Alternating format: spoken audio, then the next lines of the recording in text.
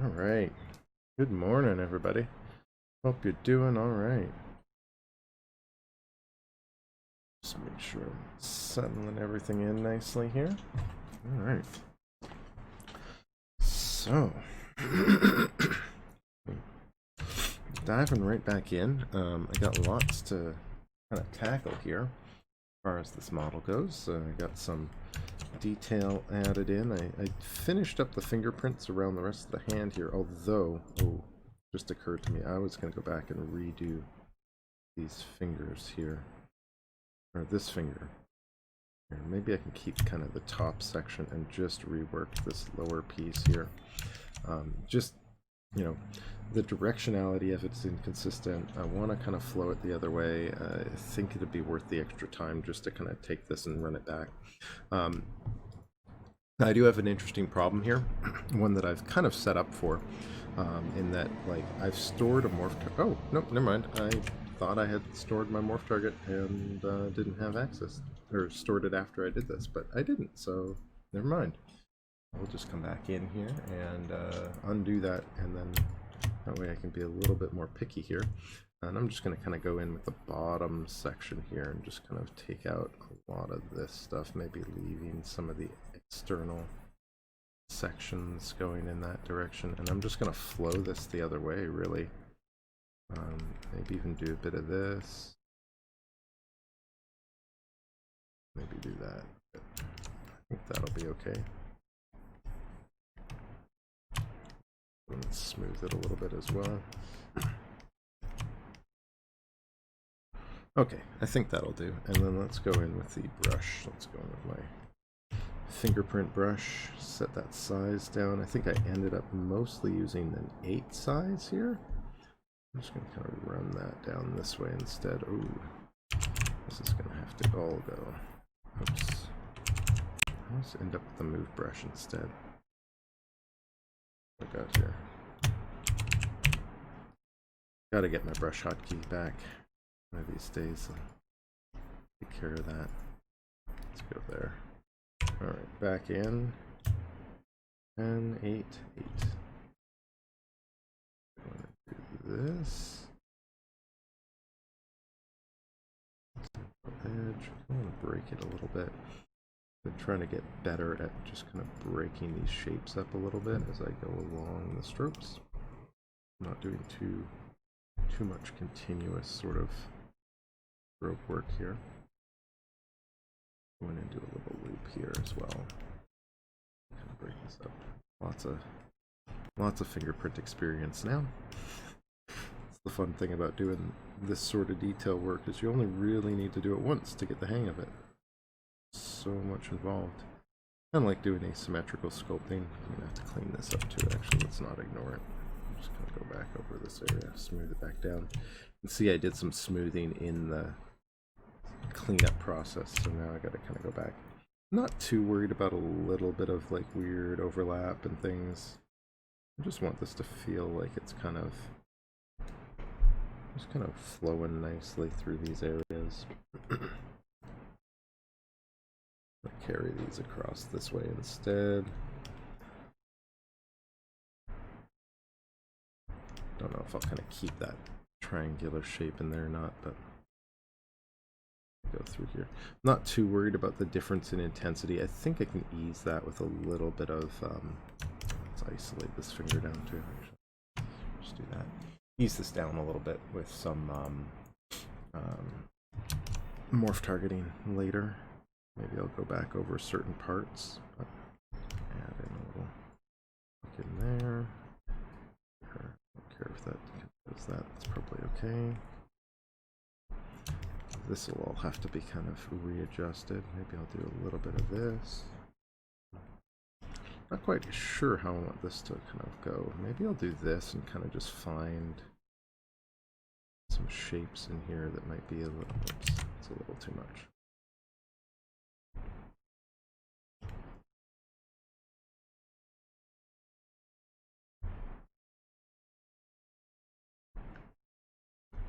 Usually if I'm doing these sort of bumps and things like that through here, I gotta kind of adjust the shape on the fingerprint a little bit by adding some extra steps in here, so I'll kind of run these not super consistently and add little loops through so they don't carry through as much all the way to the end, and that should give me a nice sort of balance for that shape there.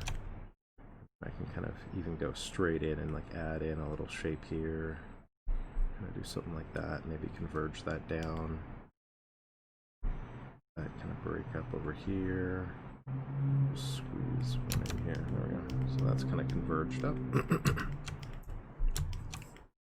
And then on this side it'll basically be the same thing but the other way, right, because I have to build up bulking shapes that kind of wrap around a bit. This one's not too bad because there's not a lot of space to fill, but do a little bit of that. Maybe I'll even split this once or twice. This will be a bit interesting. I'm going to flow this across here. I'm just going to keep these all looping around this way, I think. Because this was the first one I did, and I think it's a little bit more consistent in terms of sort of keeping a nice clean loop, but I kind of like the idea of having at least one finger that's not quite so like looped and varied. Like I did a lot of this sort of thing where they all kind of converge before, and I think I want these to all kind of flow a little bit more consistently this way. So maybe I'll even kind of take some of this out. Let's even go back in with the morph brush and just kind of take a little bit of that out. Just start kind of connecting these up a little bit more.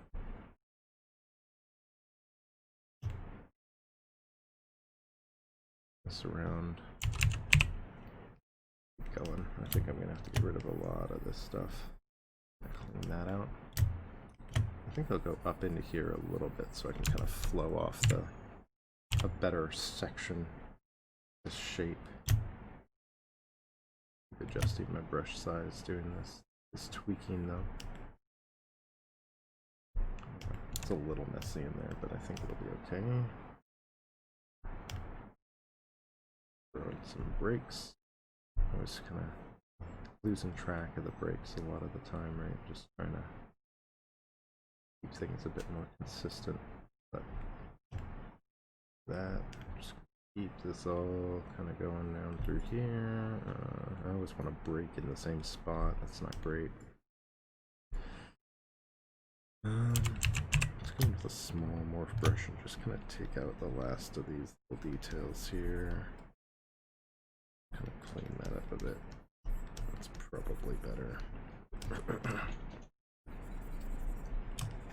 Let's smooth it a bit. Back up to 8. You don't have to change your brush size constantly like this. I guess this would be a good opportunity to toggle on settings like the store brush size option, or the brush size per brush option. I don't have it in my default UI here, but I think it's, what would it be under? Is it a brush option, or is it I actually don't know where it would be. I want to say it's under something like transform, but I really don't know if that's right. Maybe draw? Draw has a lot of the brush settings, right? Draw, nope.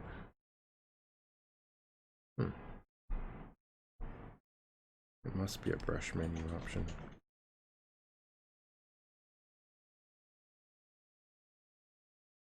Just modifiers. Fortress.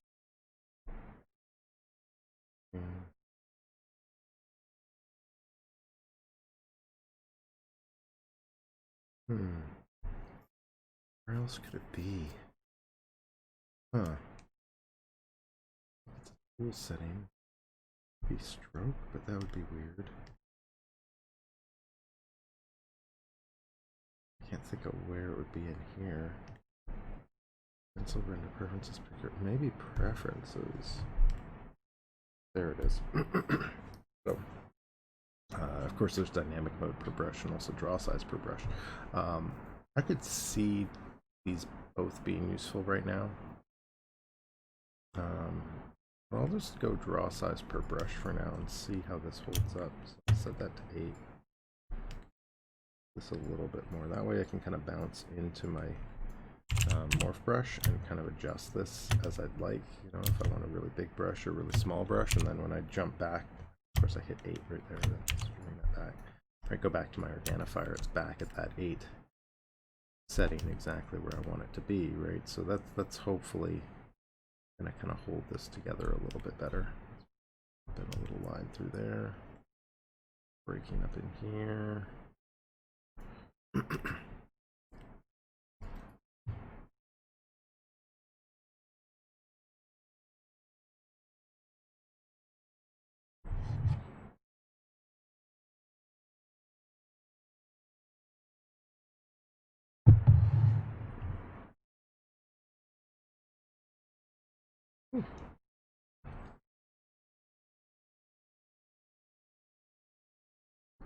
Okay, so let's go around. And I kind of have to decide kind of how I want this to flow at some point, because I can't keep going under here. So what I'll probably do, just take one of these and kind of flow it out this way eventually. Then maybe I'll do like a little looping break through here. Let's go back to that morph brush. Just keep cleaning that out. That'll probably work nicely. Break that a bit. Oh yeah, just shape by shape. Kind of tricky in here because we got to kind of slowly ease these shapes down. I'm sure there's lots of things wrong with this too, right? Like, you know, in terms of like, you know, obviously if someone to kind of go in and examine this as some sort of fingerprint expert, be like, no, that doesn't make any sense at all. I'm okay with that.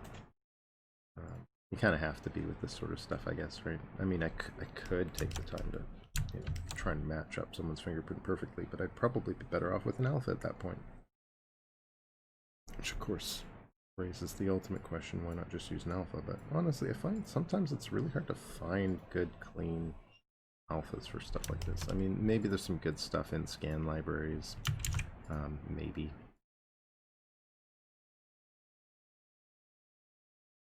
Slowly want to kind of go from here, here, and kind of reinforce a few of these shapes. I want to bring these up a little bit further too. There.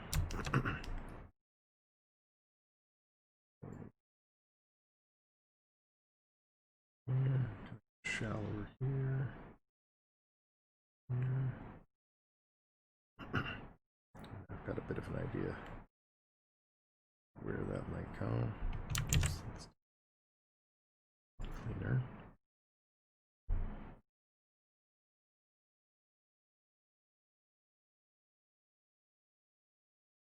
Pull that off. Big shape in here, kind of connect it in. It on this side and split it on this side. That one.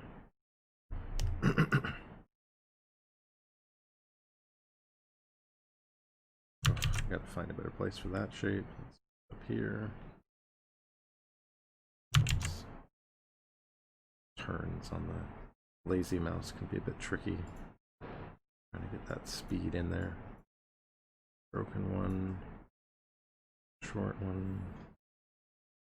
Long, short, long, short. Yeah, okay.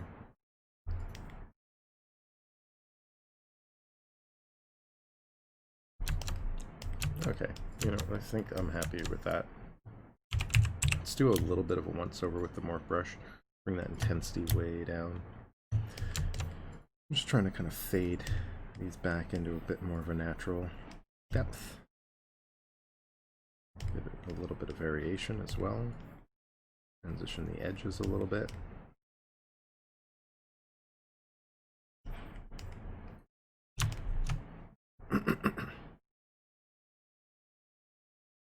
Just quickly unhide all the fingers and make sure that everything's kind of falling into place. cleanly here. I don't think I quite did the thumb this way.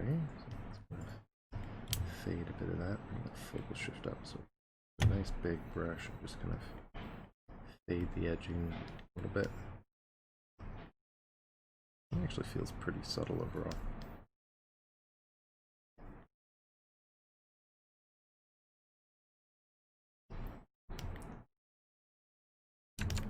Okay. So, palm print. There's a few shapes in here that I want to kind of go back and tweak to. So I'm going to pop back into the adjustment layer. What was that all about? Okay. And just step down a few subdivision levels and just kind of clean up the shape in here. I'm just not quite happy with the way that's looking. I don't want to tie these shapes to these forms together a little bit more. Drop that subdiv level nice and low.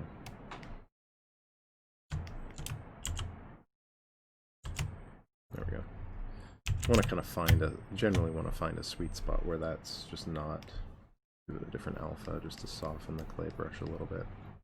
Just a bit broader. Just kind of fill in a little bit of that shape there. Maybe even standard brush. Take away a little bit of that area. I want to tie that in a bit.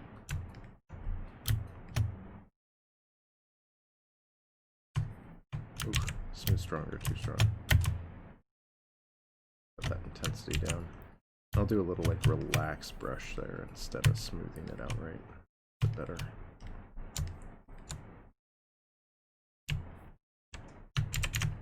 Oops. We'll shift in a bit. Do I have vacuum? No, I don't have vacuum curve on this brush. That's fine. That'll be a good deal. I want to kind of build up a little bit of variation with height in this area here.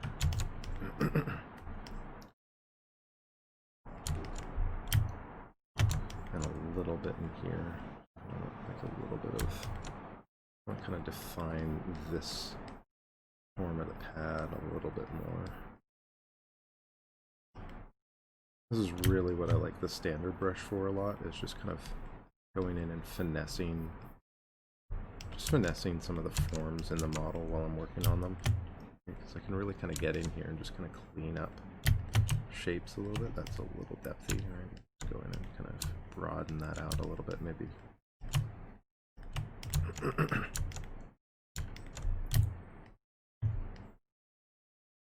Build up a little bit of bulk through this form. I want to kind of bring this area in a bit and just kind of take out a bit of that sharpness.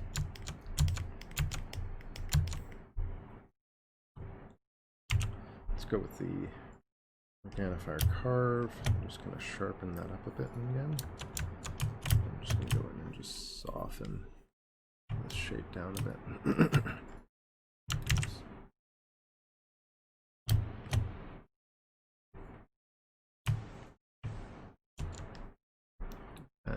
That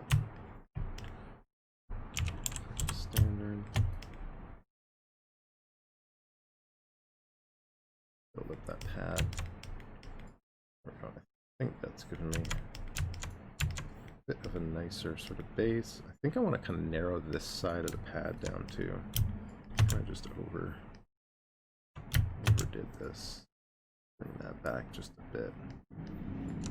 Tweak that and kind of separate these forms a bit, because really what I want is a little bit more break between this form down in here and this form out in here. Just kind of defining those pads, those pad placements a little bit better. Sort of smaller sub pieces. Break it down a little bit.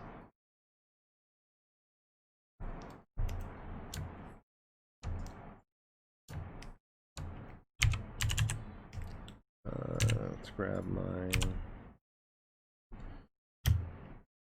the right one I'm using. This is probably the one I was using. Bring that intensity nice and low. Just going to use this on a nice large scale to kind of create a little bit of creasing, a little bit of separation. Just kind of break these areas up a bit. Just a little bit of relax. There we go. Just going with that clay brush.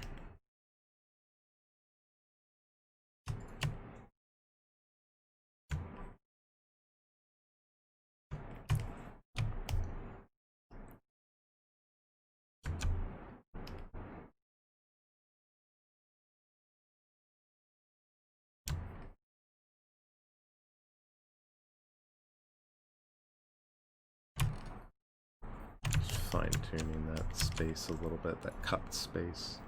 And that format touch. This up a little bit through here, I think.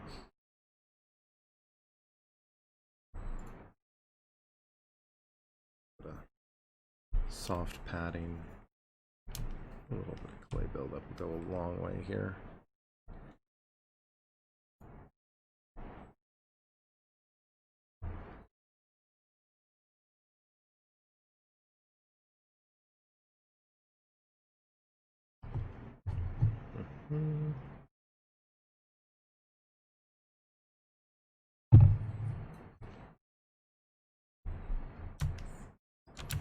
What I even want to do here is just tweak the wrist a little bit.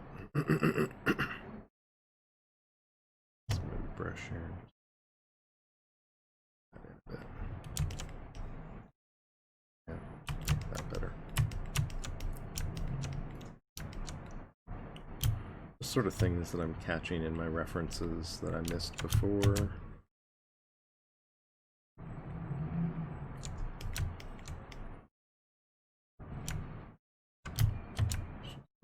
Brush to kind of bring these cupped forms in a little bit more.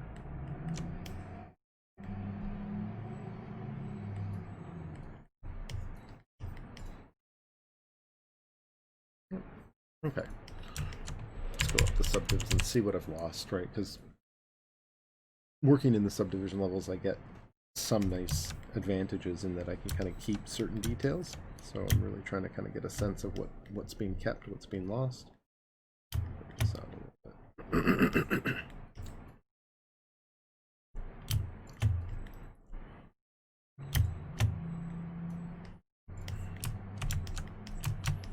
Okay. Like a little bit of a. Let's go down a few subdivs again.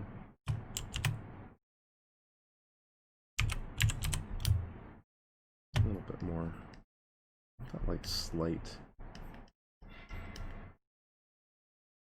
Bulky, it kind of runs through.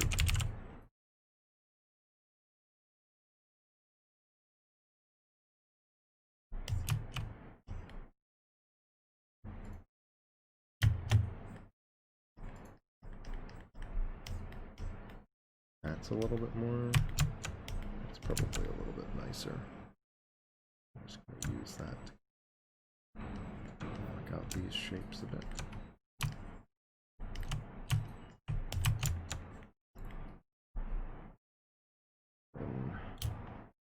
Almost want like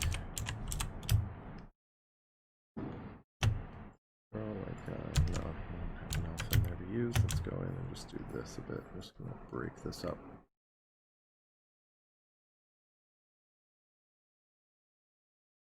Just trying to break some of these larger forms up a little bit more.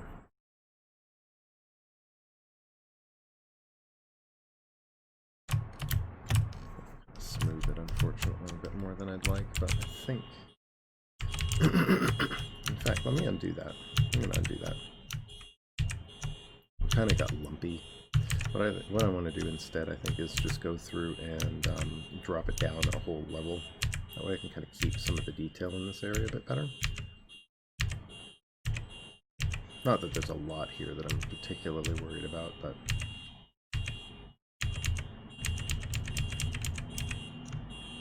probably about where I want to start. Let's go down one more level. That's actually probably it right there. So now I can get in here and just kind of clay this out of the way here.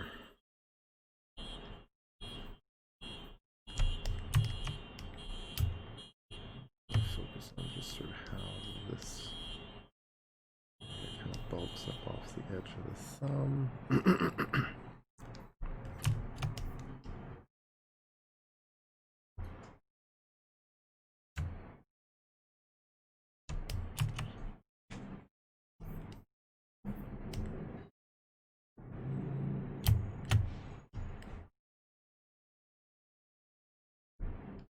Just gonna create that continued highlight through there.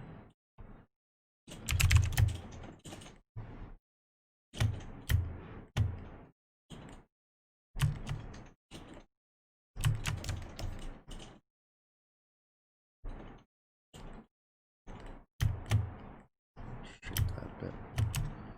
A bit.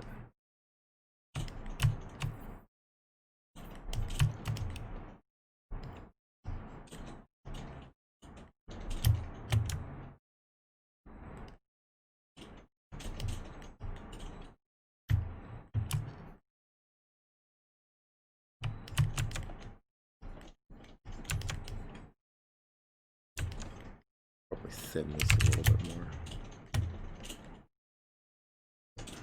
Keep the shape, but take some of the volume out.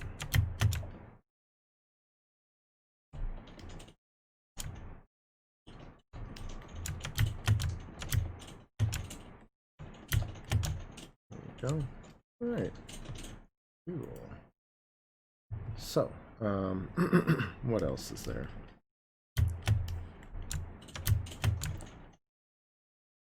What else is there to do here?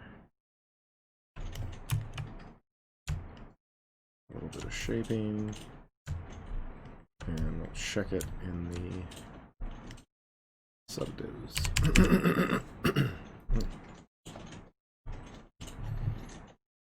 Yeah, okay.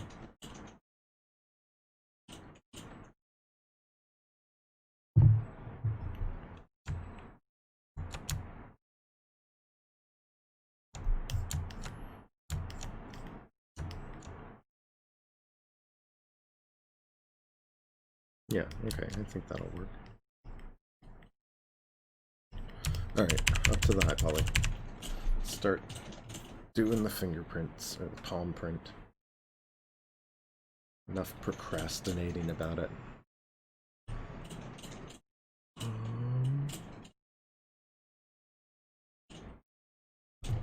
So I think what I'll do is just define the main shapes first. So this will be this, and we'll just start with a shape that maybe runs. I know I need shapes running through here. Kind of loop around. Let's see, do I have, let's see, my palm. Palm print reference really tells me here.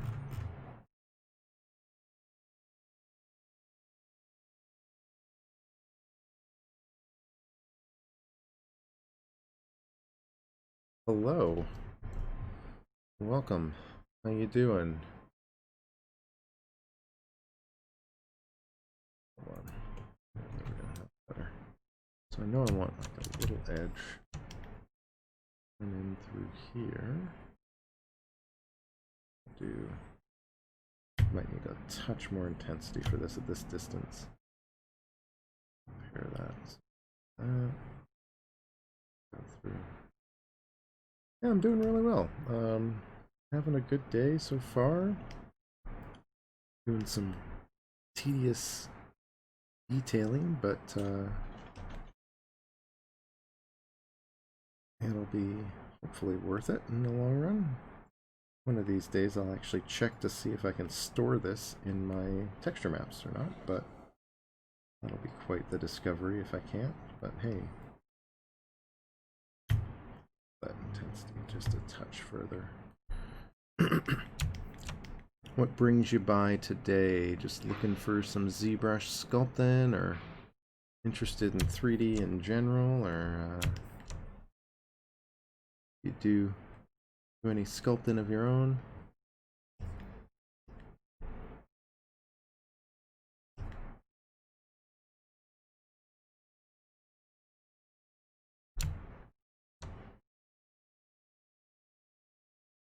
Gonna keep Sculpting in these little lines through here. One thing that I've noticed with the mouse strength, even with the locked-in brushes, the intensity does seem to vary a bit depending on how close you are to the object, so increasing that intensity a bit at a distance will hopefully help. Oh, thank you. Yeah, it's been quite the labor, but it's been fun. Slowly going through and just kind of wrapping up the fingerprints, and then I'll give it another sort of broad, large-scale detail pass to kind of break things up a little bit more. And then hopefully it'll be done, and I can game res it. Well, actually, I guess technically it's game res. I'll have to bake it all out and get it into, well, for now, into Marmoset for some testing.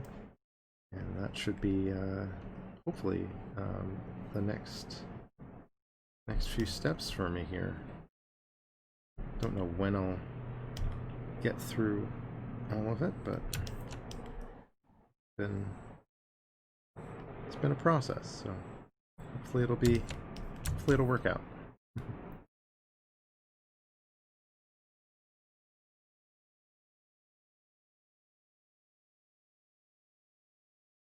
Just gonna keep flowing through here, and let me kind of define a little bit of the other flowing areas a bit here, so I know I want to do probably something like,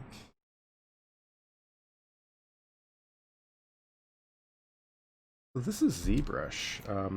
If you've seen ZBrush before, it may or may not look familiar because this isn't the default layout, of course, but this is definitely ZBrush, and I'm using it for the primary sculpting. I'll be using Maya for a lot of my retopology, and I use Marmoset for my currently for my exporting and rendering sort of stuff. Although I plan to actually transition over to Unreal for this character once I've kind of got everything set up in Marmoset, because I want a presentable asset first, and then I'll go in and do sort of the Unreal version afterwards to kind of just give it a little bit more to work with. Well, thanks so much for the follow. Glad that you're interested. Do you do any sculpting or 3D modeling yourself?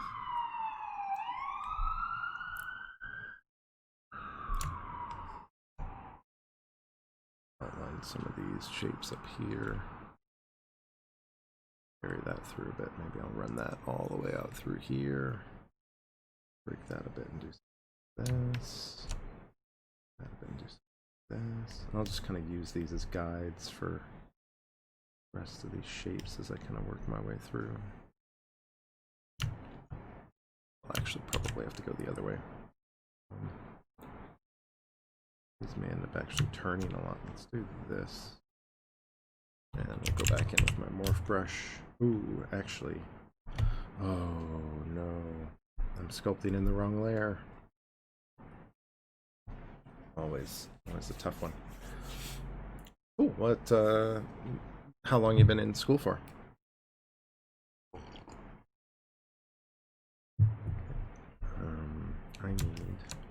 I need here. Oh, I'm gonna regret this, aren't I?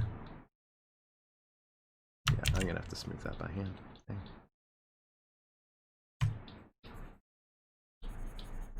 Okay, before I end up in further trouble, I am definitely gonna restore my morph target. The only way I'm gonna work my way out of this hole. This was bound to happen. Working in layers, man, gets me every time. Into your first year. Oh, all right, cool. How's your schooling managing in the current situation? Are you working primarily online now, or do you get the summer off and sort of convenient timing?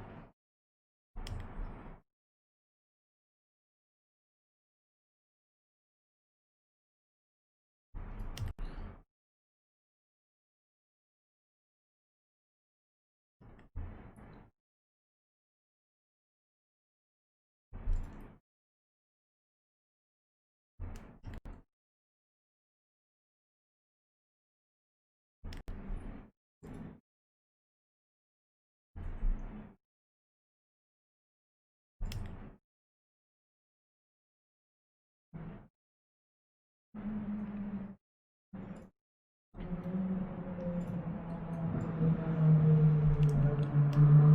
more looks good. Yeah, cool.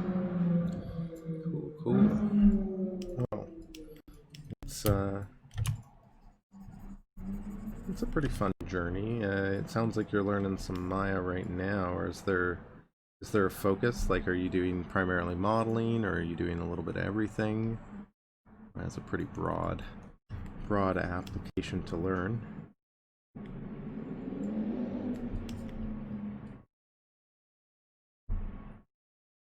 But a very good one.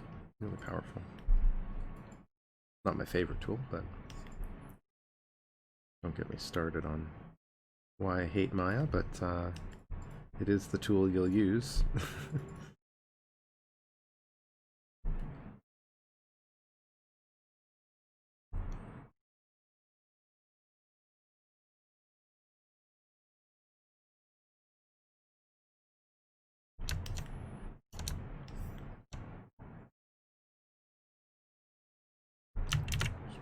This up a little bit. Break these edges up just a bit more. Out of that.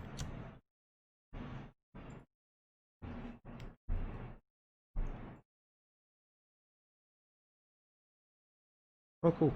Modeling and rigging. Ah, that's a broad topic. That's a tricky one. Are you going to focus on characters, or is it just sort of, again, a bit more general at this stage? How long is your course, actually, I guess is the other question too, right? Is it a 2-year course, or is it like 3 years, 4 years? Probably 4 years would be my guess, but I guess it depends on the school.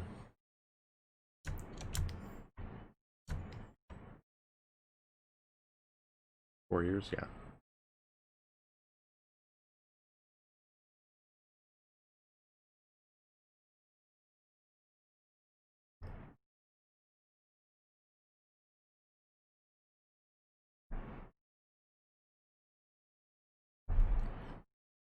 The shaping here, so I can kind of go over that, under that, around it and through it. These are always the tricky parts.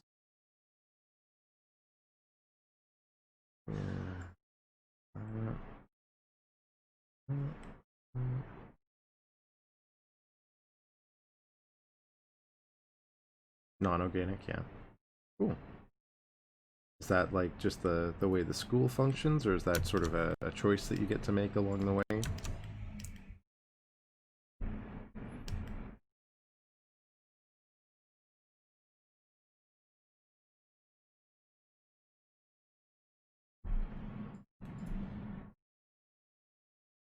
And do you get to learn ZBrush at some point? Cool. That's always good. Got some good instructors for that stuff as well, I hope. Draw size a little bit there.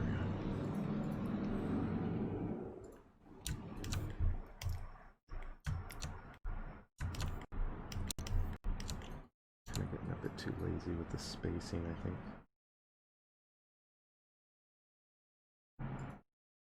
You get such a big space in front of you, it's hard to kind of maintain that diligence.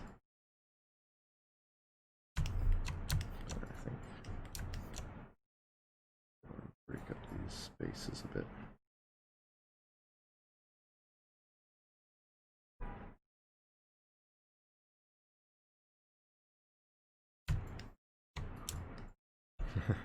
Well, the organic part's not that. I mean, there's elements of it, yeah, for sure. I mean, there's a lot of challenges that come with doing organic stuff, but there's also a lot of challenges that come with the inorganic, especially if you're throwing rigging on top of it. It's all got its difficulties, that for sure. Do you do any design work, or do you mostly work off of existing, like recreating existing stuff, or?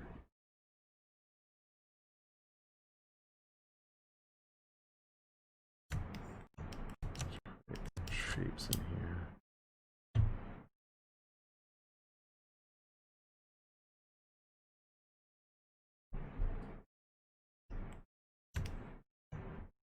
Just kind of flow through here. And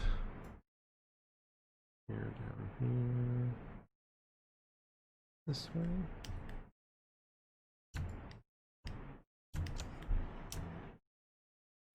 Oops.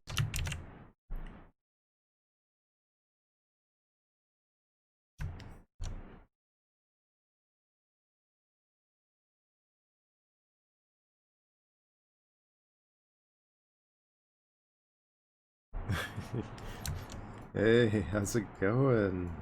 Out of bread. How you been? Sorry we didn't get to meet up before all this shit went down. Well, I'm glad to hear the instructors are chill. That's good. Always nice. And recreating, yeah, that's a good, no, that's the way to start, right? Recreate from reference. What sort of industry you're looking to get into?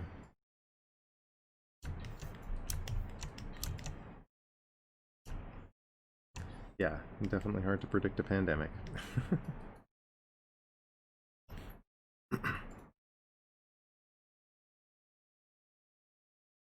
Are you still working? They have you working remote? I think ZBrush will be something we learn probably next year. Okay. Yeah, cool. It's always, I don't know, I mean, I do some hard surface work inside of ZBrush, but I don't know it super well. Feature animation? Yeah.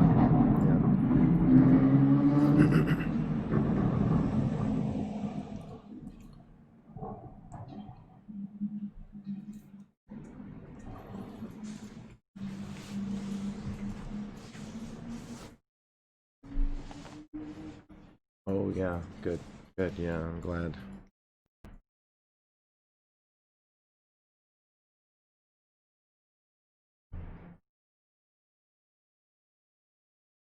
Oh, what kind of puppy?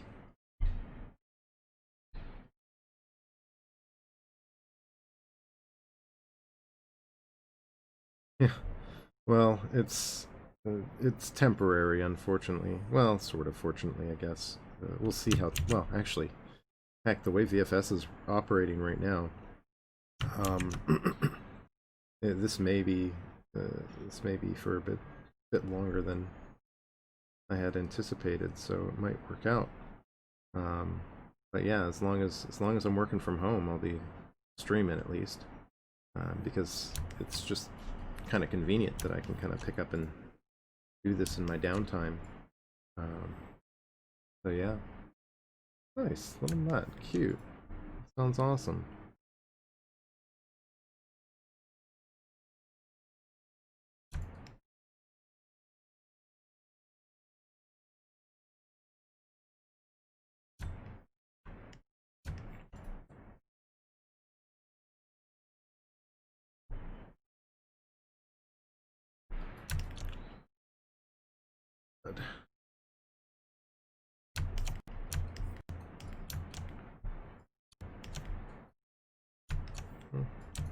Good. I'll get there. Like a little shape in here, maybe. Tie in these forms together a little bit. A little picture of a puppy. Oh, well, that's really cute. That's awesome, Brad. I'll have to share that with Tawny when I get the chance. But something I hate doing after modeling is UVs. Yeah, no one likes UVs. Yeah, ain't that the truth? Yeah. Well, you know what? That might, I don't know. That might not be entirely true. I'm sure there's a few people out there that love it, but I'm certainly not one of them. I really want to pick up Rhizome UV though and see how it functions as a tool a little bit more. I tried the trial a while back, but I was only using it for like a really specific task. And it was like it couldn't do what I wanted it to do, which was basically effectively auto unwrap decimated geo for me. So I gave up real quick. But that was mostly because I had a specific thing I needed it to do, and it couldn't do it, so I wasn't interested in it anymore.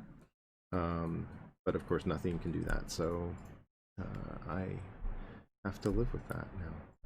But you know, it does seem like a cool tool, and the more I'm doing more like game, like real-time oriented stuff, the more I can really see the advantages of like effectively packing your UVs and setting your UV tools up. Yeah, Rhizome UV is like, let me just load it up here for a second. UV. It's by the same company that built the Unfold 3D tools. At least that's my understanding of it. It's been a long time since I've really dug into it, but they've got two products, one for like industrial design work and one that's sort of pared down for production, like media and entertainment production work. So it's like real spaces and virtual spaces. But it's got some really neat like packing features. And it's pretty quick for what it does, right? So it's got like, what do they show? I've seen a few artists on Twitch live streaming with it. Let's see, is there anything? I don't know if they actually show anything here. Let's go to go back and just hit like this one right. But I just really like how it does, like how it can kind of deal with sort of packing and straightening things and flattening shells and kind of working internally, and you can kind of define packing regions really effectively, and it does some really interesting sort of things. So it's just a really sort of hyper focused UVing tool.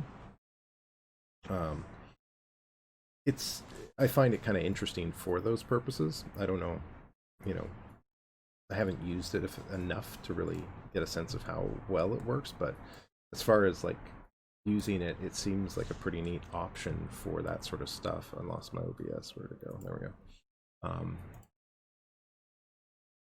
So it's interesting. I mean, I know I'm just kind of quickly skipping through a video there, but yeah, as far as like UVs go, it's definitely a tool that I'm you know, I'm always thinking about what sort of tools will I need if I ever, you know, don't have access to educational licenses and things like that, or if I wanted to kind of move more consistently away from Maya. And you know, Rhizome's always one of those tools that comes to mind as far as like what sort of tools can I use to kind of fill in blanks in my workflow, whether it's like something like TopoGun for my retopo, or Rhizome UV to unwrap my assets and things like that, or even just kind of get more out of it, because you know, as much as Maya's gotten a lot better at those things over the years, it's still, you know, there's still ways that a dedicated tool is definitely going to top it, right, for somewhat obvious reasons. So and a painful process like UVing, well, if you can make that a little bit more interesting and fun, I'll take that any time of the week, right? But yeah, you know, UVs suck, so yeah, it's not an easy, not a hard stretch to kind of go in and want to find a solution. And I can't go back to headless UV layout, or not. Yeah, is that the one, UV layout? Yeah, that's the one. Just because every time, all I can ever think of is that ridiculous UI, right? I mean, how can you program a UI like that, and how can you develop a tool that's been around for so long? I mean, they're still making iterations on that thing and still not like update that thing. I mean, it looks like I'm playing Minesweeper or something like that, you know?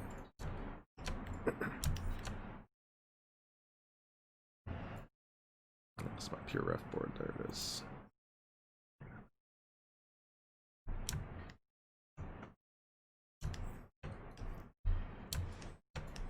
But yeah, UVs. Fortunately, that's the one thing that I'm really like kind of grateful for, doing so much organic work myself, right? You know, compared to the hard surface UVing, unwrapping organics is just, you know, oh, unfold. Did that work? Sure. Yeah, there's not a lot of stretching there. I'll take it. You know, it's really not. It doesn't generally. It doesn't need to be super meticulous, and you know, the higher up in you know, the more complex the production, right? The more high end you're working, the less difficult that stuff tends to be, because the more you can kind of just throw UDIMs and textures at it, right? And high res textures. There's always exceptions, of course, right? But I certainly find with like arms, faces, bodies, it's not difficult to unwrap that stuff, even with tools like Maya. But you know, it just depends.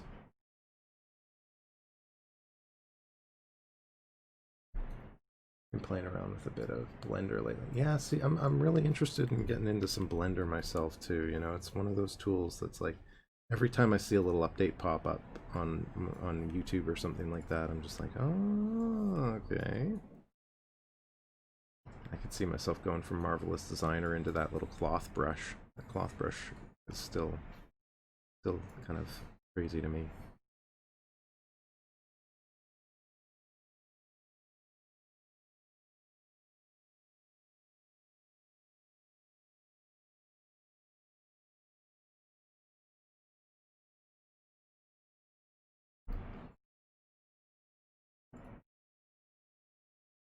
Yeah, I've heard about that actually. I remember seeing that years ago. Um, my only hesitation is that there's so little, you know, I mean, there's a lot of documentation on Blender in general, but like I always find, for me, using the tool as it was sort of intended tends to work out better, um, despite, you know, modifying it for other programs. Um, but yeah, I've heard that, and I saw one of the images. It looked really cool, um, how close it got. But then everything that it's missing is will always be a little sad. It's like, oh, it doesn't have ice. Oh, it doesn't have this or that, right? And I'll be like, oh, I want that tool too. Give me soft image back. I feel like it'll just end up making me sadder, but maybe not. You know, I'm sure at some point I'll, well, maybe not at some point, but maybe at some point I'll end up picking it up. It really kind of depends, but it just keeps developing, so why not?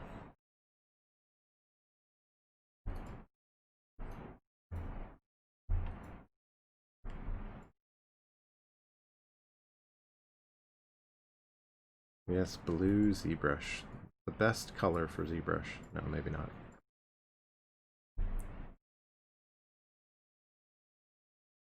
I don't know why I picked blue ZBrush. I just kind of, I did these colors years ago. I kind of just left them. You know, I just kind of like it. I see a lot of different colors, but it's either like the default, a variant of the default orange, or the old school sort of default orange and light gray. I know, like Mike Andrew Nash uses a lot of the older style colors, or like the or some variant of blue. A lot of the time I see.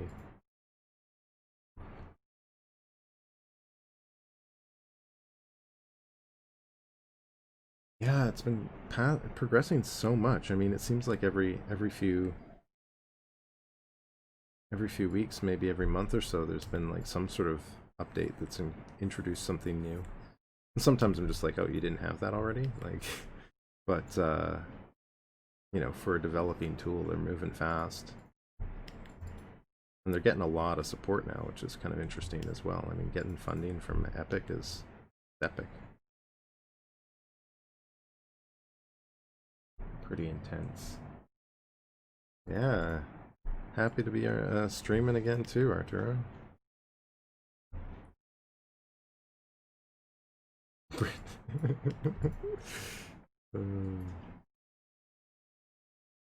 You guys.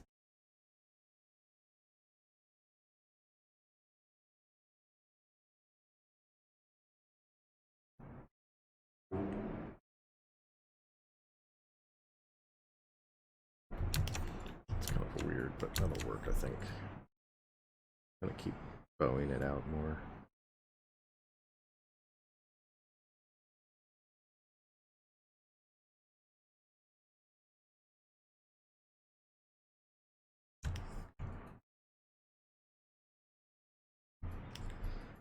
Sculpting the fingerprints, ever so exciting. Guess you all had to come by today when I'm doing like the least interesting thing on this model ever. Was mumbling to myself the other day, thinking about how you know, back a few years ago, I never would have thought that I'd actually be going in and sculpting out fingerprints and things like that. But here I am. It's funny how that happens. You know, I see it a lot with my students too, where it's like, oh, you know, oh, I find a good alpha for this. Oh, I'll kind of find a good alpha for that, and then, you know, at the end of the day, like, as much as that seems like a good idea, you know, 5 years later, here I am sculpting every detail with whatever Damien standard variant brush that I can, right?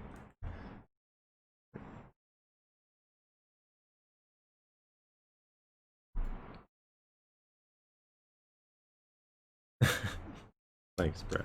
Thanks.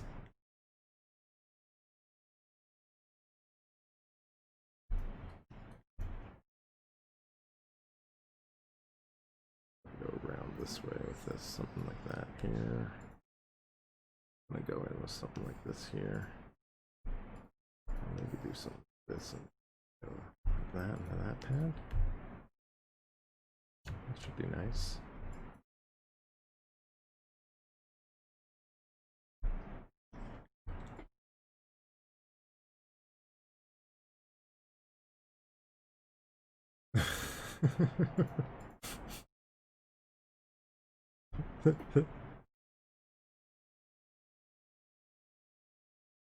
I stopped doing the hand sculpting in my term 3 classes, so I haven't had the chance to make my my hand pun, which I guess is basically the same thing, finding a way to hand it to you, or give you a hand with that, or some form of using the word hand. Gives people hands.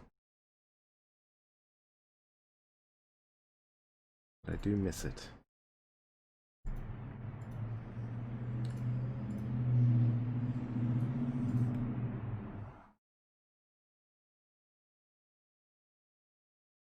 That was a messy one. Okay.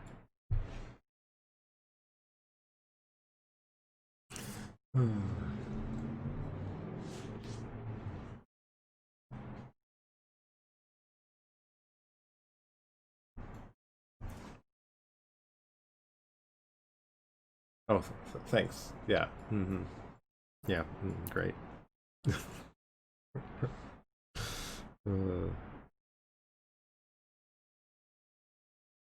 What I needed. You guys are gonna scare everyone else off. Yeah, I still love you.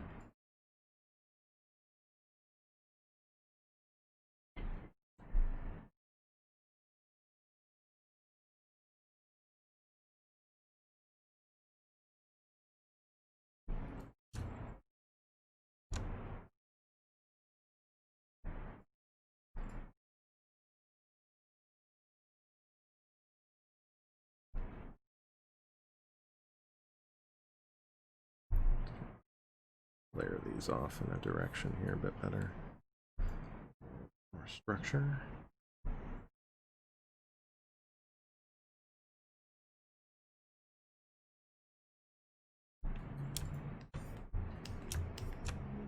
Getting there.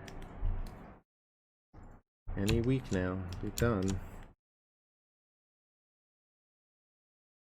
I am excited though. I'm looking forward to getting this into the next stages. Still got some clothing to clean up, but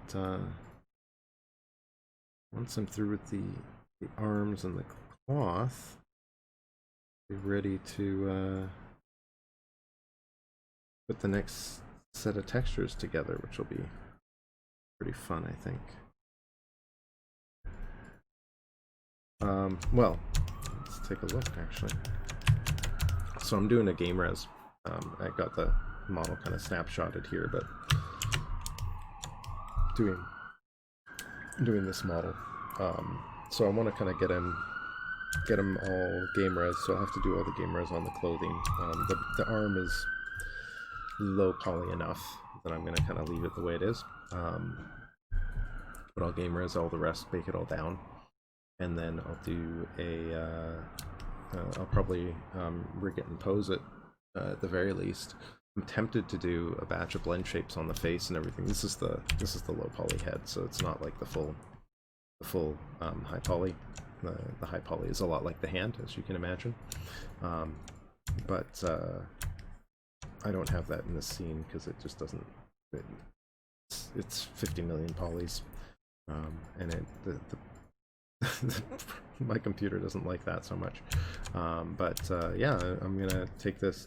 I do have to add once I do the game res, I have to add like a little strip of geo down here because I want to do like a tiling strip for stitches. But I want to do that sort of in the game res with like a tiling trim sheet piece.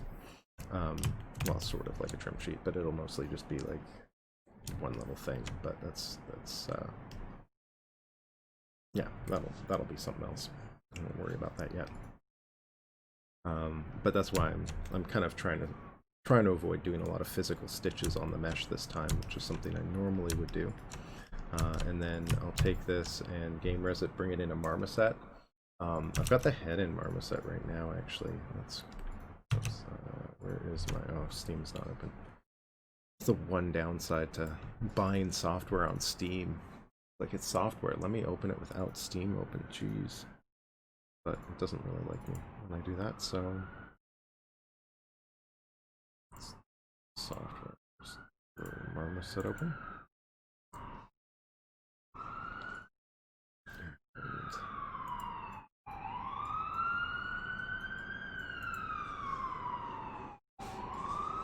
So this is sort of the early test scene. I did the head early this year, and did the card hair. Oh my god, what a nightmare that was. I think I lost more time doing the card hair than detailing the face. But it was mostly because I'd never done it before, right? Card hair is kind of seems to be a whole beast unto itself. Marmoset's relatively user-friendly. The biggest thing that I find is like once you start working with the renderer, things can, like, depending on how you're building things can get slow fairly quickly. So I find it can be a bit tricky to speed things up and make them manageable if you're not either in a really, like, have a really powerful video card, or if you have like if you have a fairly intense scene like this face. I've got a lot of little things going on it, and I think in a real-time space it'll still run properly, but the way Marmoset kind of handles it right now, it's really not functioning very well at real time. But because of that, and I think a lot of it has to do with the hair. I haven't really optimized it yet. Why can't I? Now it's taking its time. I want to turn the depth of field off. Come on. Come on, open up. Seriously? Oh, the selected object is locked. When did I do that? Oh, I'm grabbing the wrong object anyway. This one. Focus, depth of field. There we go. So Marmoset's relatively user-friendly. It can get a little messy if you're not organizing your assets really well, but you know, you can stick things in folders and kind of organize the scene and everything like that. Yeah, I've basically just been working on this. You can see sort of the early unsculpted placeholder cloth sort of in here from Marvelous Designer as well. But the hair was... The challenge was really laying it out, and it doesn't look quite like it does when you actually render it right now, because I'm in sort of the lightweight mode. It's just really... like getting the alphas to read right, getting the surfaces to kind of, getting the hair to kind of layer properly. Like, you need a lot of cards, and a lot of it's just done by hand. Like, so much of the tutorials and the content that I've seen, it's like, yeah, you can use all these automated tools and kind of speed the workflow up, but a lot of the time that just means that you end up redoing a lot of the work because it just never quite looks right. So I found that kind of going back in and doing it doing it by hand was the best way to do it, but there's just so many cards here right now. I'm gonna have to cut a lot of it down. I ended up like layering the cards weird because I instanced it and mirrored part of it, and then like I ended up having to like I ended up with like all these doubled cards at one point because I was kind of I think I did something weird in Maya when I was setting it all up. But yeah, you know, it works for the most part. But I want to try. What I really want to do is take this into Unreal afterwards. So I'll put them all together in Marmoset and get it sort of presentable. And then I'll transition it over to Unreal and redo the hair with their new hair system, because they can transfer hair from XGen, and XGen is something that I'm much more well versed in, I guess I could say. You know, I wouldn't consider myself an expert at it or anything like that, but definitely something that I've got a lot more experience doing than the card hair. And curious to see how it compares, how it works. I want to learn a little bit of Unreal anyway, so that I can kind of get used to the process, and it'll give me kind of an opportunity to kind of consolidate things down and just set it all up and everything like that. So that's kind of what the plan is to just build a really nice sort of real-time character, and start it out in Marmoset and then transition it over to XGen, or sorry, XGen, transition it over to Unreal, and have a nice piece, hopefully a nice piece in Unreal that I can showcase.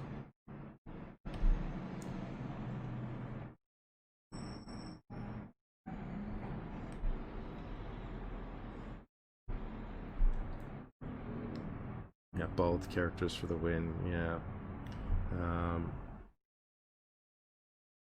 Yeah, hair is a pain no matter how you do it, but you know, honestly, I've gotten more comfortable with tools like XGen. Like I find the new groomable spline, assuming that you can kind of get it to not crash on you constantly, the interactive grooming is not bad.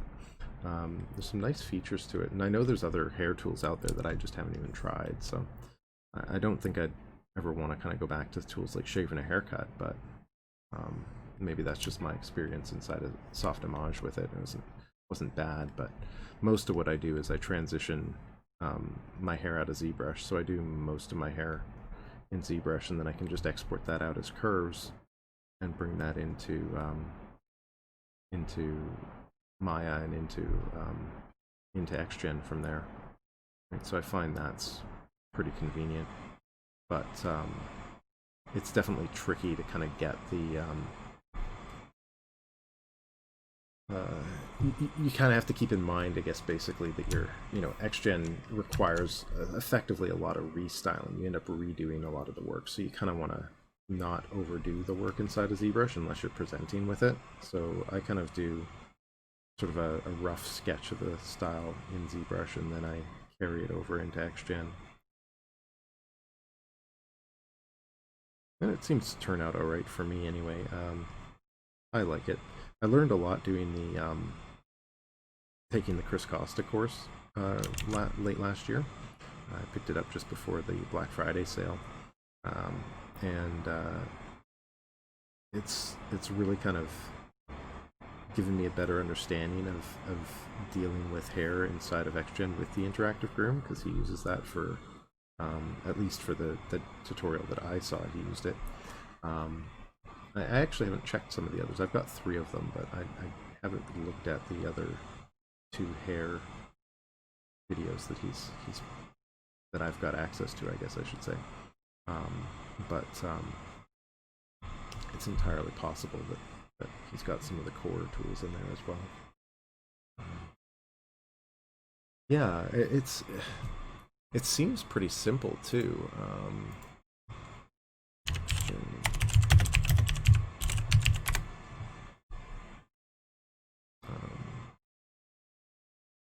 So it seems like it's just kind of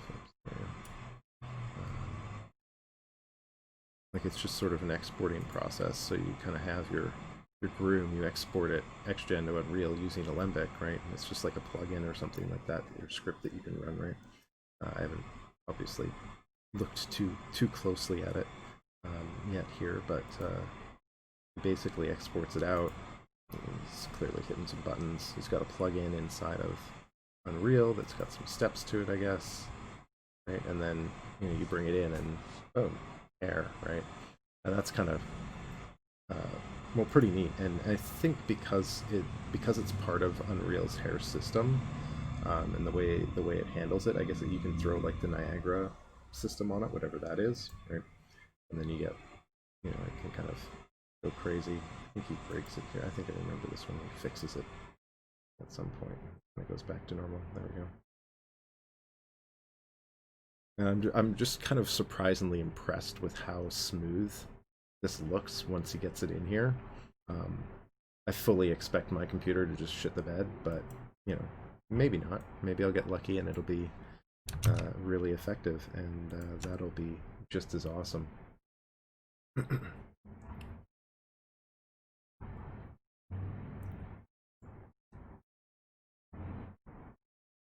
Any new grooming tools out there? Yeah, and there's certainly, like, I think that's one of the things that I struggle with, well, I haven't had to struggle with it in ZBrush yet because I haven't done, like, a huge variety of hairstyles. It's mostly just sort of white male, loose, spiky hair sort of stuff. And sometimes, like, really short hair or something like that, but I haven't had to do anything really complicated. I think the fanciest thing I did was the one for my detective character, which was more of like a David Lynch style, like coif, sort of, like, I don't know how you'd put it, like just sort of this sort of flowing, crazy flowing style. When did I draw that line in? I have to blow over it. Hopefully I can kind of turn that into a wrinkle or something.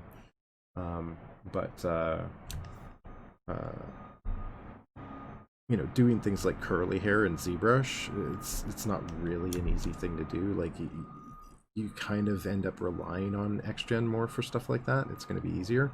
And braids in XGen in particular seem to be a bit trickier to do too, because you have to kind of either get the guides to do what you want them to do, or like curve the hair, or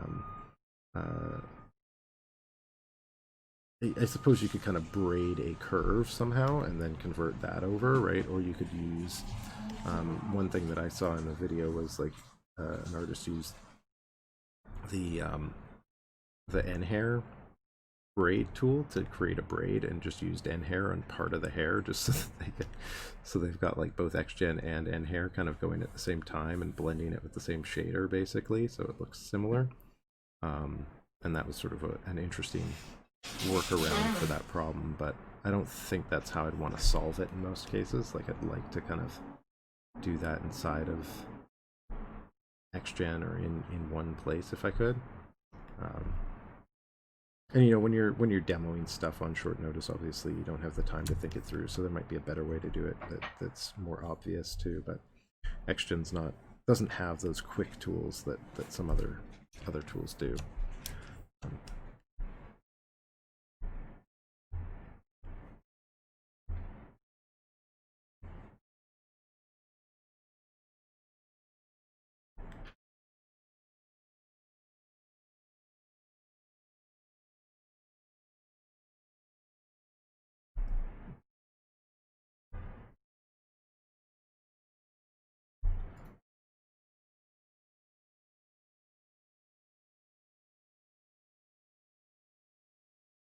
So what are you all up to today? Just relaxing? Or working? Or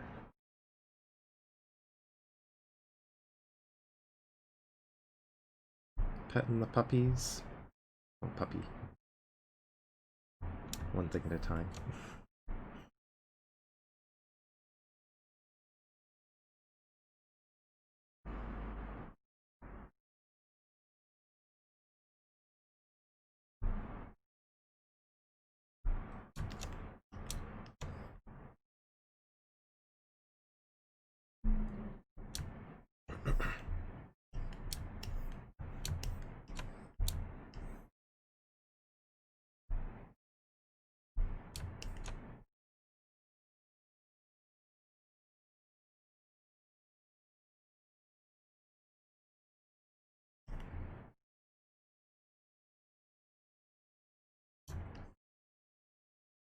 Oh wow, yeah, only 11 weeks. Yeah, definitely.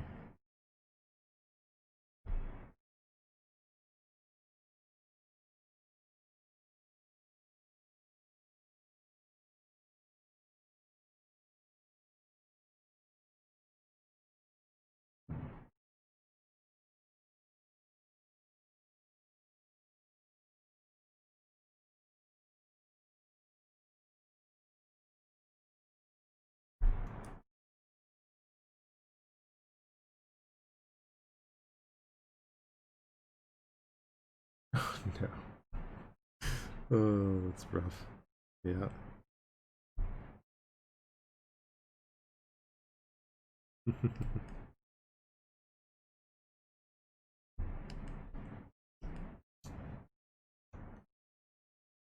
What about you, Arturo? How's life?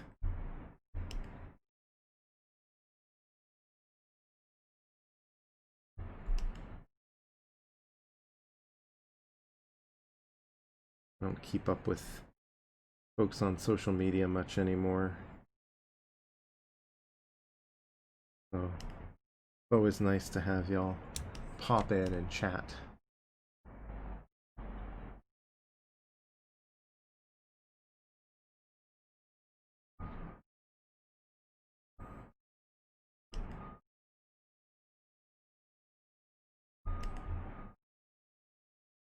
I feel like I have to see it with this material. Can you tweak that a bit? What is this? Oh, this is a madcap. Let's go the other way.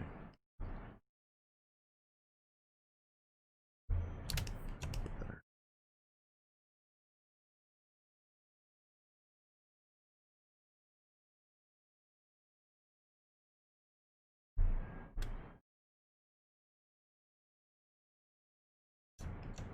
Working, eh? Yeah, for sure. You know, that'd be great.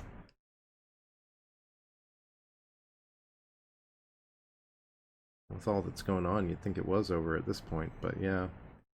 Um, it's, it'll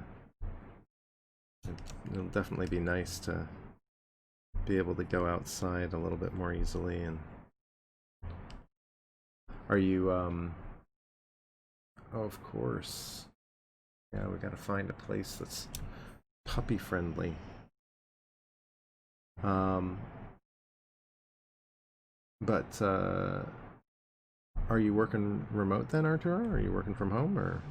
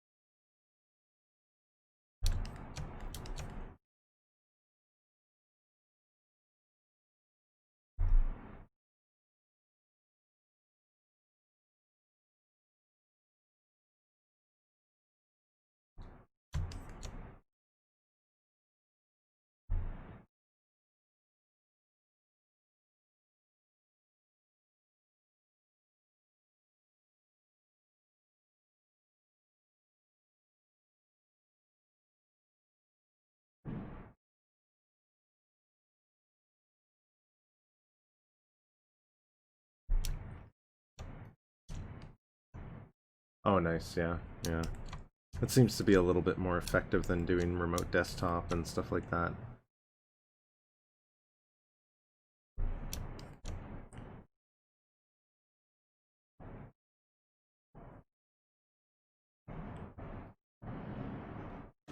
Yeah.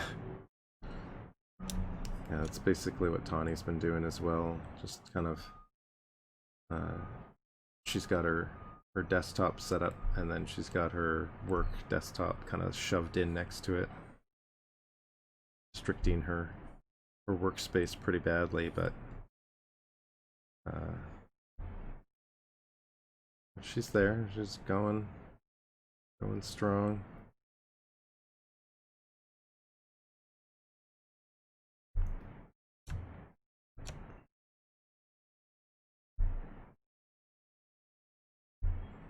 It's a little bit frustrating because she actually just built like a really nice new desktop for herself to work on her own stuff, and then you know, now she's kind of stuck using this this workstation from work, and it's not quite as, in a lot of ways, not quite as nice as the one that she's running. Like, she got like a, at the time, I mean, it wasn't like a Threadripper build or anything like that from AMD, but it was a little bit below that. But it's like a 9000X Intel from late last year, I think, or mid last year. Must have been mid last year, and just burns through stuff so nicely, right?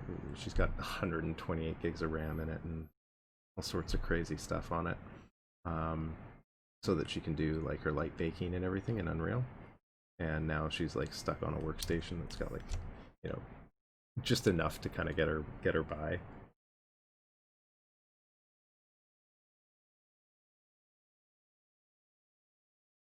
Yeah, I can imagine.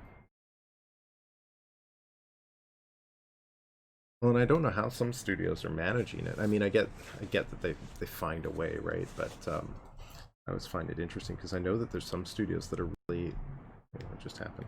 Oh, there we go. There's some studios that like are really strict about network access and stuff. So it's like if you're remote desktoping in, it's kind of crazy. Or if you want to connect your own desktop, you got to get like all this software installed and all sorts of crazy things, and basically like sign away your computer or something for it, right?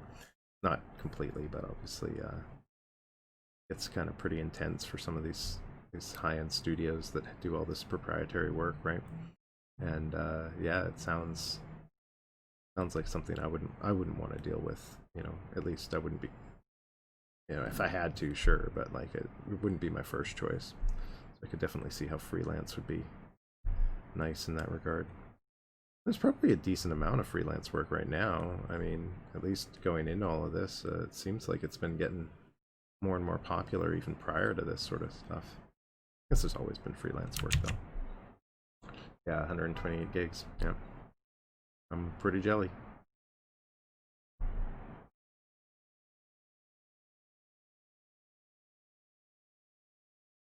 But it's okay. One of these days I'll rebuild my beast. Get myself some fresh parts. Still a little ways out though.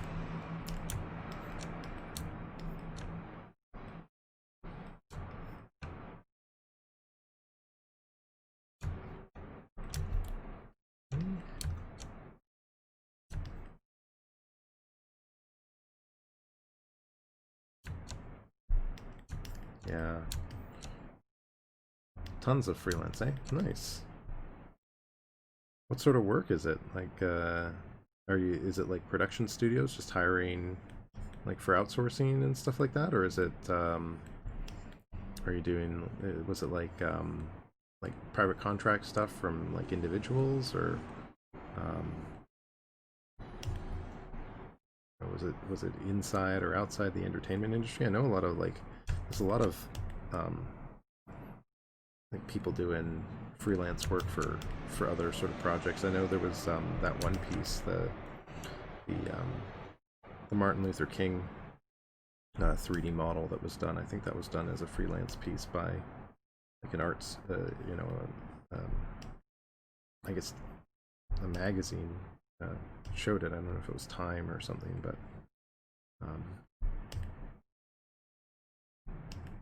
can't remember the specifics on it anymore.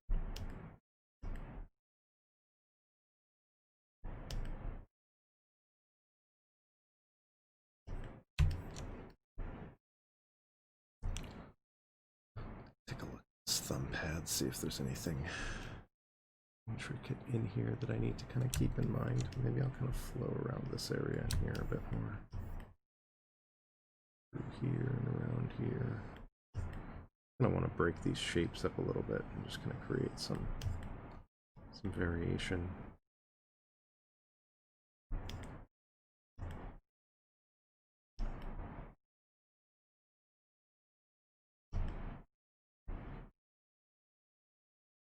Cool. Nice, nice.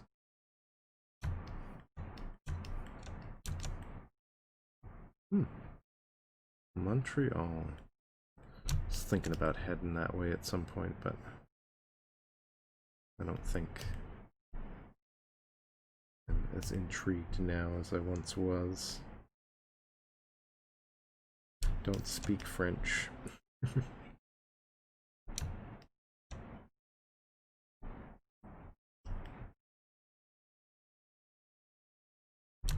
Oh snap. Gauntlet's been dropped.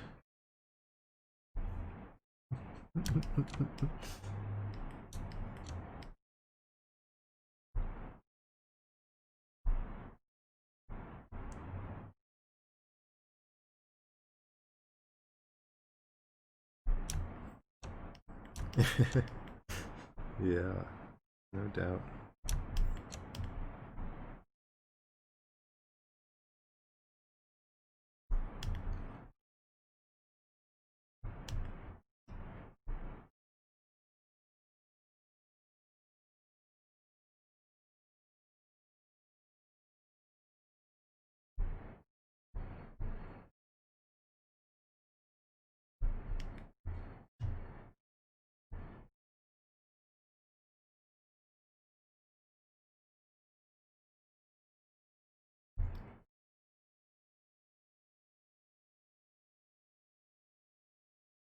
Yeah. It's, you know, at this point, I gotta keep learning new things, but sometimes, man, those learning curves. I was looking at the prospect of picking up 3DS Max at one point, and I was just like, wait, you have to do how many steps to get something done?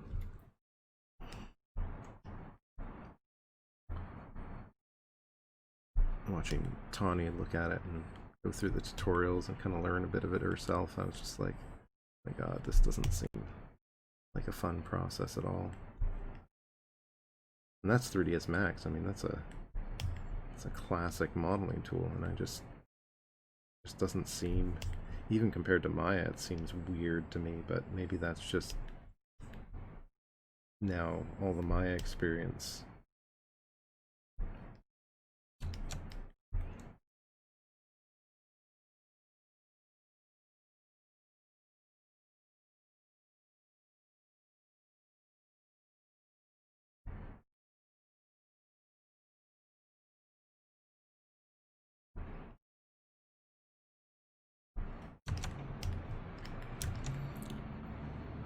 I don't know if that actually makes any sense.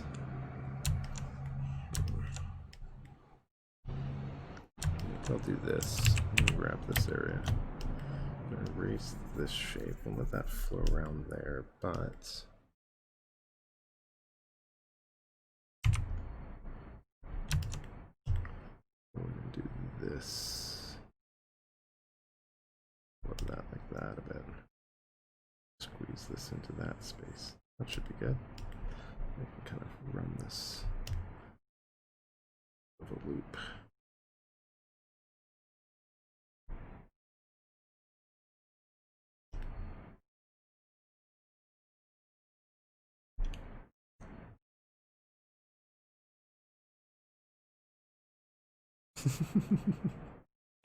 Oh man. Yep.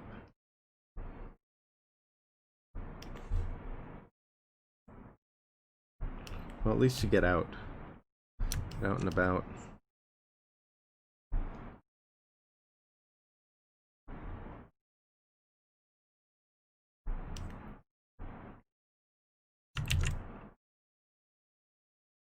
Oh, I did not erase that line as well as I thought I did.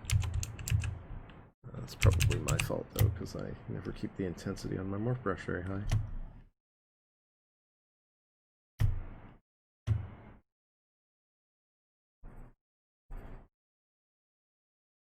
we go. That's better. Oh, morph brush saves me every time. Well, most of the time. As long as you remember to use it.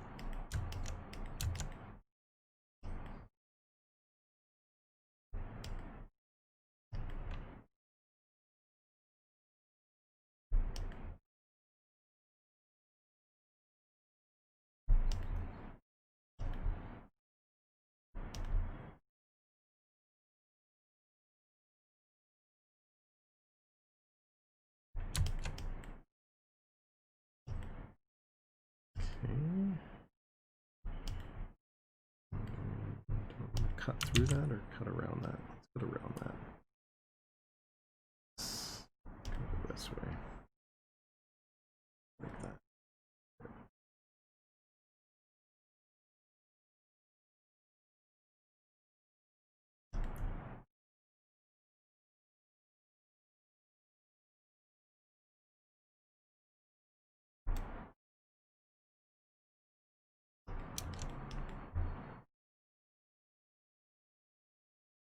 Cheers. Yeah, thanks so much for stopping by.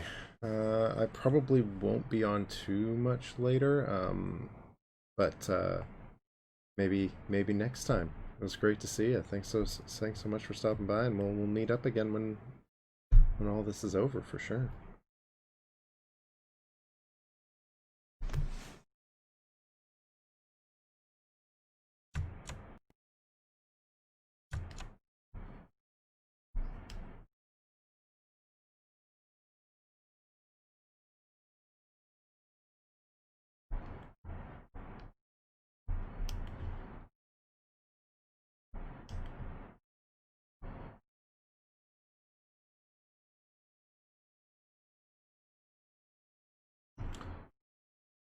Keep burning through this. Maybe I can finish the palm print at the end of the day here. Actually, I'll probably be done that, and then I can move on to the detailing. Pretty close. Pretty close. Pretty close.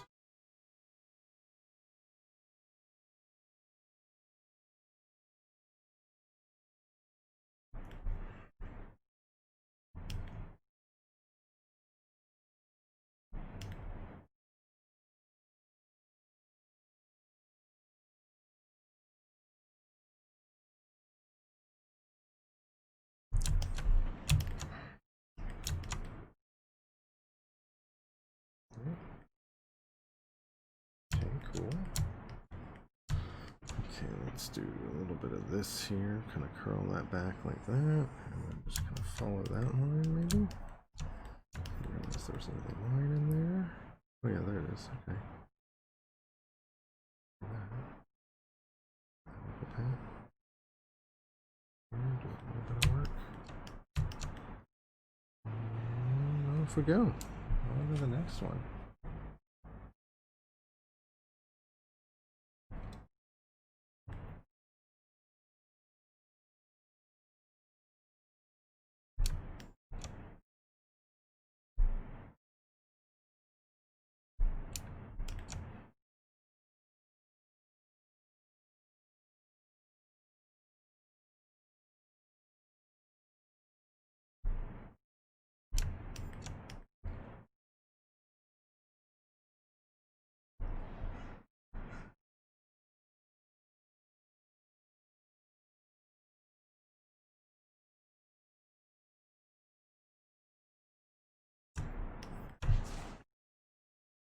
Whew.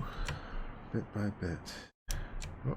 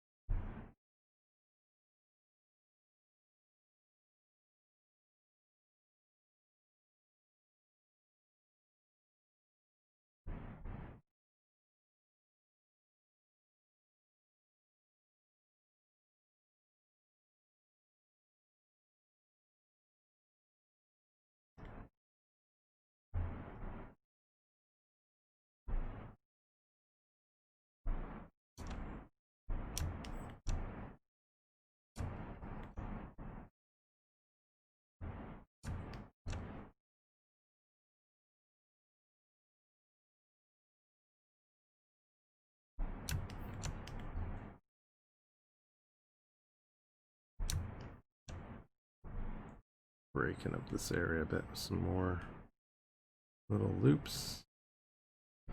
Fill in the gaps, spaces.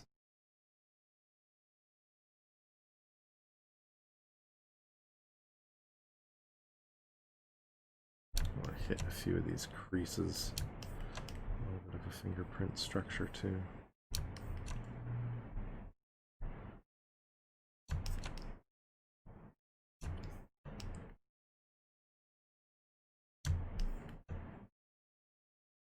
A little bit of that.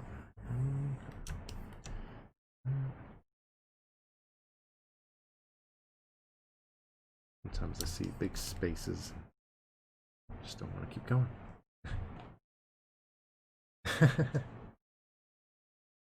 Yeah, if only, right?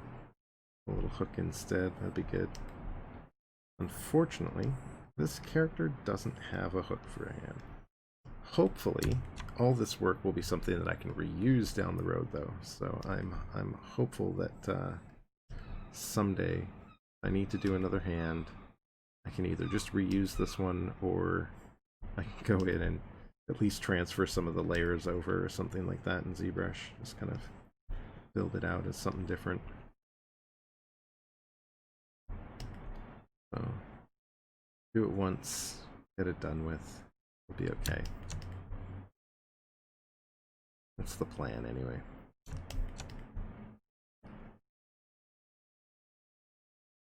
Circles and cuts and stuff like that through here, break it up a bit. A little lines, a little more lines, a little flowy lines.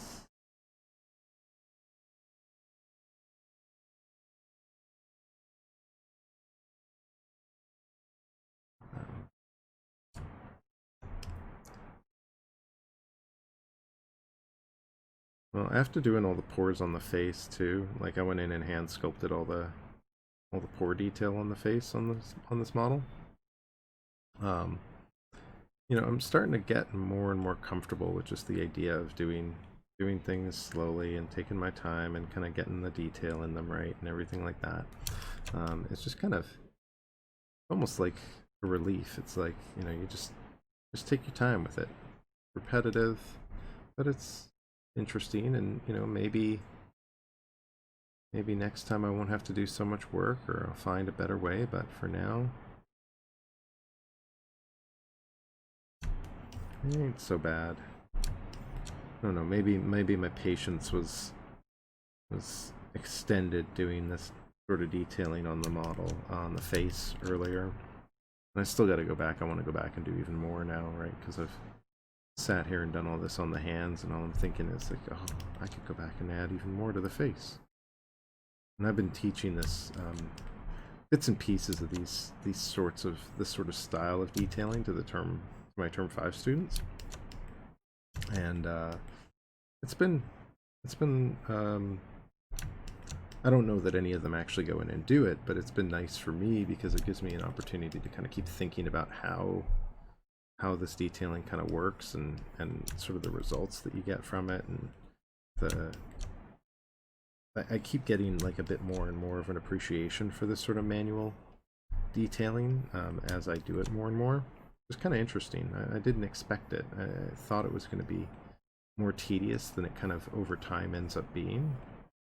Maybe doing it live like this helps. I don't know. Even though it's probably not the most interesting for the audience here. You know, it's the step that I'm going through right now. It's the process that I've got to do. So, you know, it's at the very least really rewarding, right? That's kind of the thing about it, is once you see the result and you're like, oh yeah, that little bit of detail in there is totally adding a little bit more to that model, right? Taking it up that extra little bit, and you know, hopefully that's something where I can look at it and go, yeah, you know, that's if I can get a shot in there, or if I can kind of showcase that a little bit, people will like it and see it and appreciate it a little bit more, just like I do, right?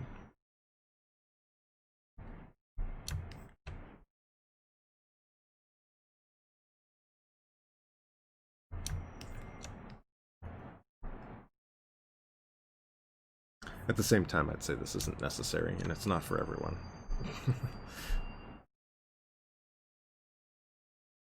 At least certainly not a technique that I'd recommend for every artist, you know.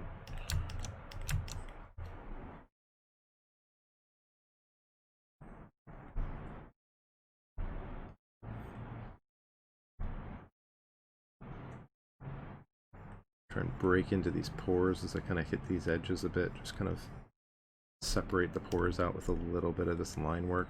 This will also work nicely to kind of tone back the pores a bit, because you kind of lose them a bit more of the noise of the detail. So kind of part of the process of laying out pores is just really breaking them up. So I'm going to kind of get in there and just use that to my advantage.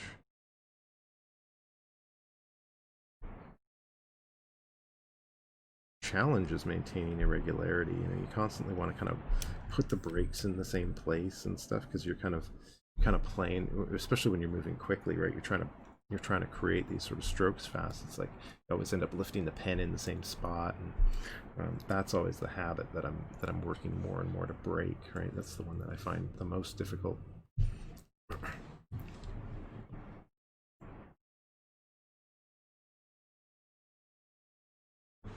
Wait for the save to go through.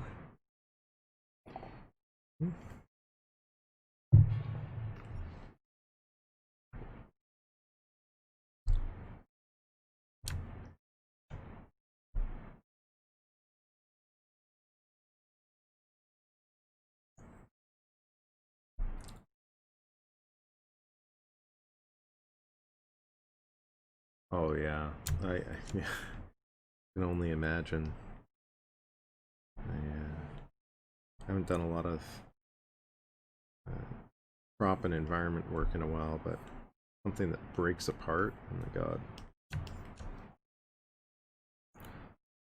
Does it have to like fit together perfectly and then also not like have it all kind of break up afterwards as well? Sounds pretty intense.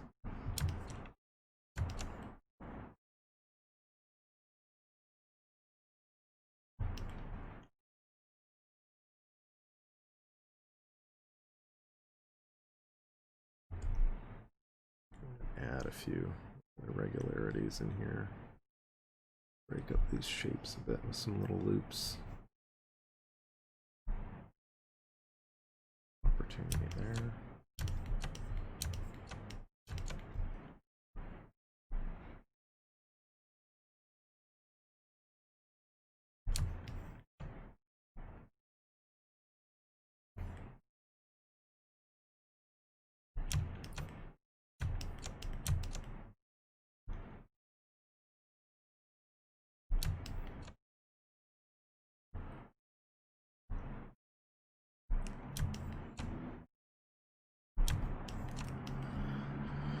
Getting there.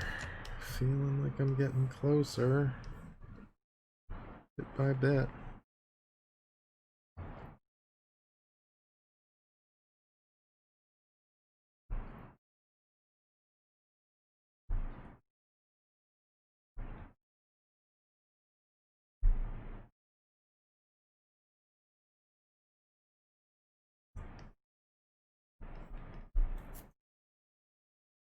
Dang. You had to do it in sub D? Oh my god.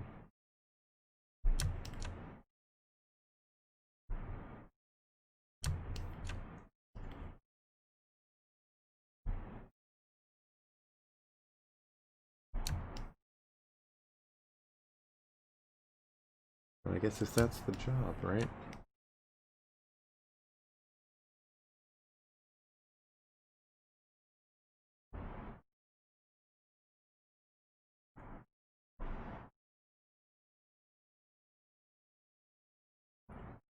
Gotta make the magic happen. It looks seamless.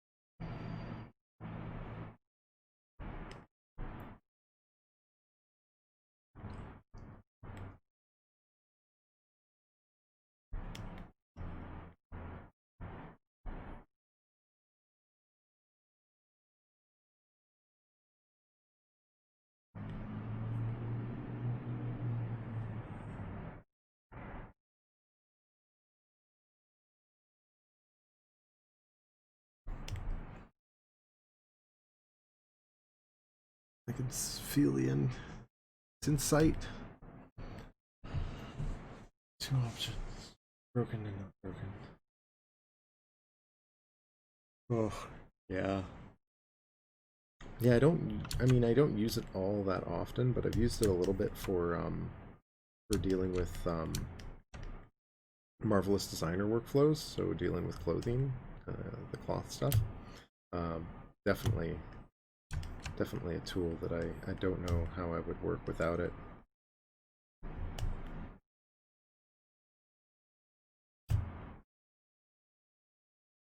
Still not Gator from Softimage, but it'll do.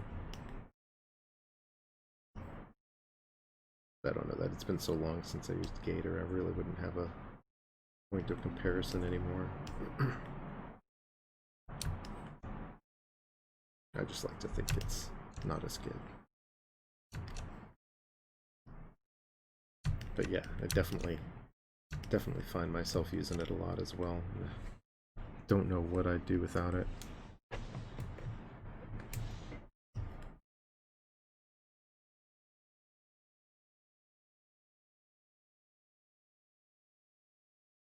And some of these lines out this way a bit. Break into these pores a bit more. I'm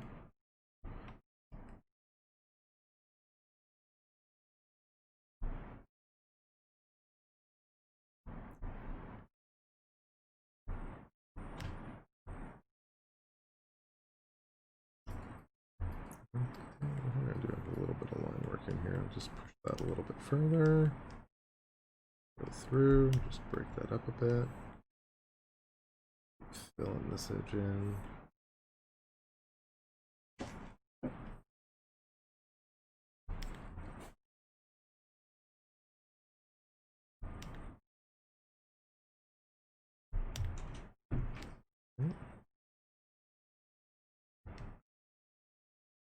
Let's hide the rest of this. The finger's getting in the way.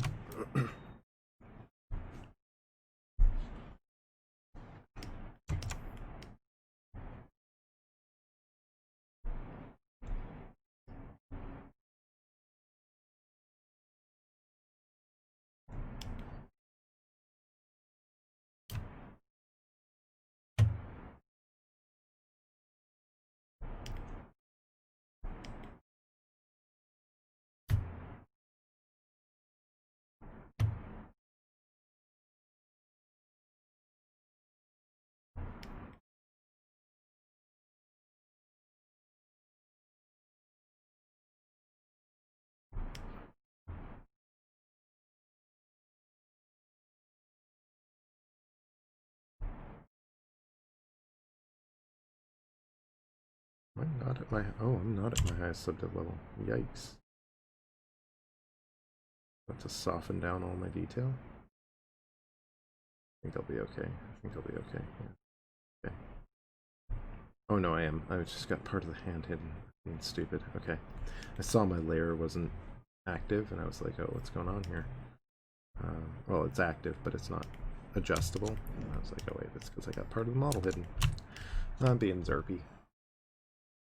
Yeah, I'm doing online classes for VFS. This obviously isn't one of them, but in my downtime, my live stream. But all the teaching's gone online, so I run classes through Zoom now. It's fun. It's been working out all right. I mean, it's better than nothing. I'd still rather be in the studio and working more directly with the students, but that is not the way things will be happening for a while. So this is how we do it.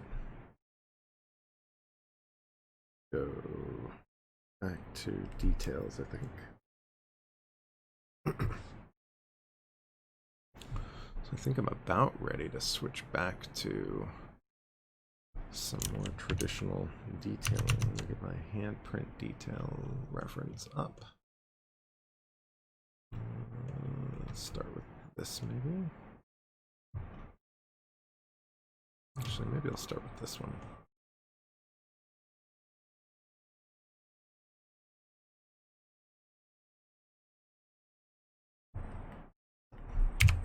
Grab the Organifier carve? No, let's go grab the Organifier carve wide.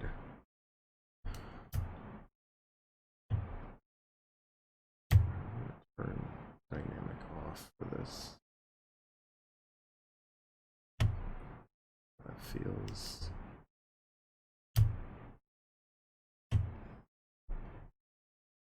Yeah, I think that'll work. I think what I want to do is just start with a nice soft brush and just kind of go back over these areas and start carving in some sharper wrinkle lines. Oh, this will be a good opportunity to turn the lazy mouse off too.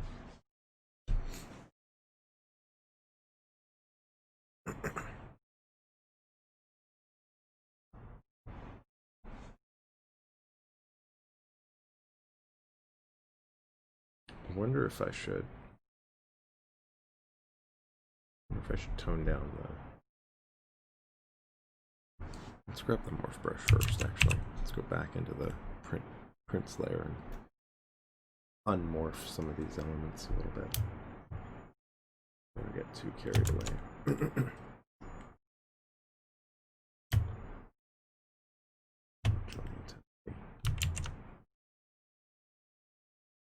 Get rid of the fingerprints, especially not after doing all of that.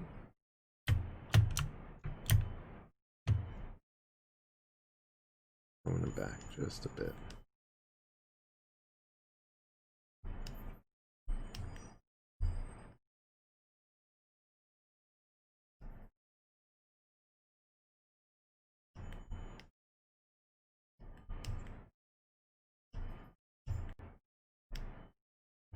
Yeah, no problem.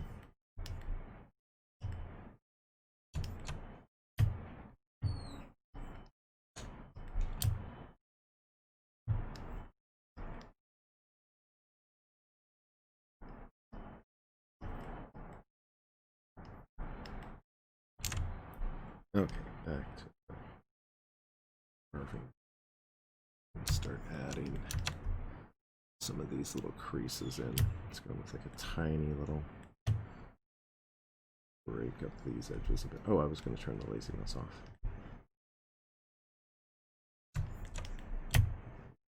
Density still.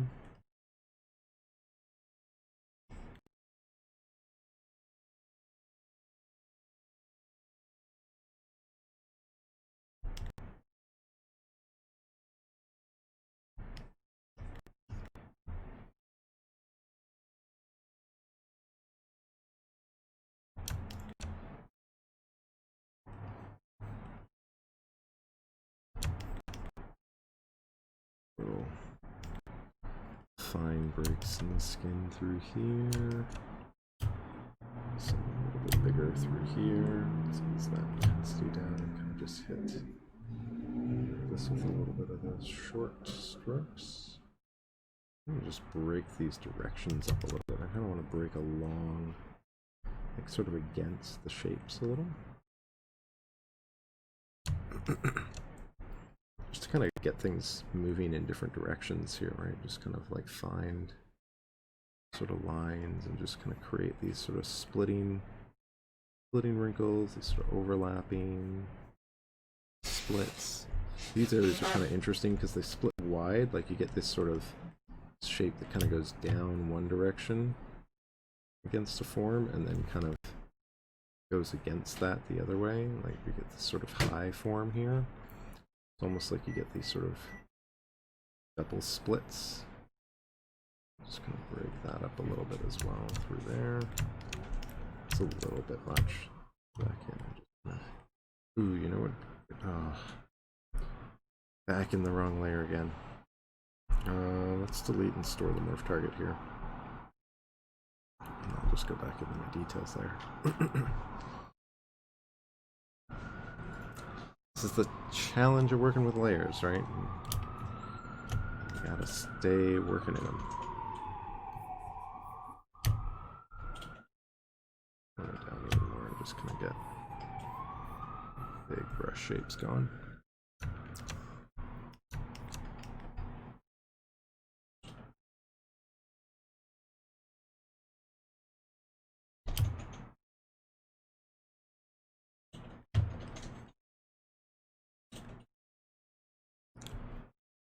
just want to kind of create a little bit of a transition of shape in there. Maybe round this up here a bit. I'll start creating a little. I can probably clean and shallow a little bit of this at lower subdiv levels too, so I'm not too worried if I kind of push things a little too far. Usually you can kind of go back and fix little errors like that relatively easily. I just want to kind of make sure that you're thinking about that sort of stuff as you go along.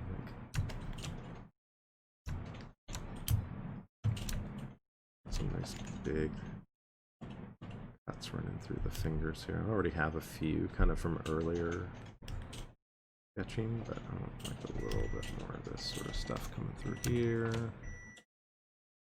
I really want to kind of hit these areas a lot, so I'll just go ahead and kind of do this.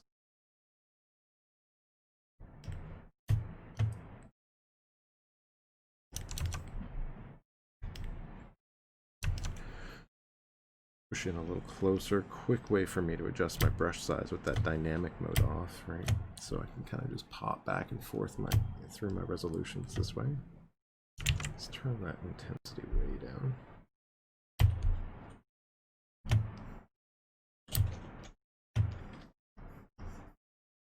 Bring that in just a bit through here. And maybe even out a little bit. Let's go like that. Just kind of lift. Ooh, that's too much. Nope. Not what I want.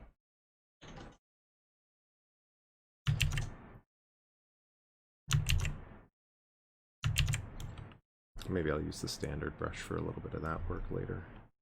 For now, I'll keep it with this brush. Do those in a bigger shape layer. Make those adjustments as I go.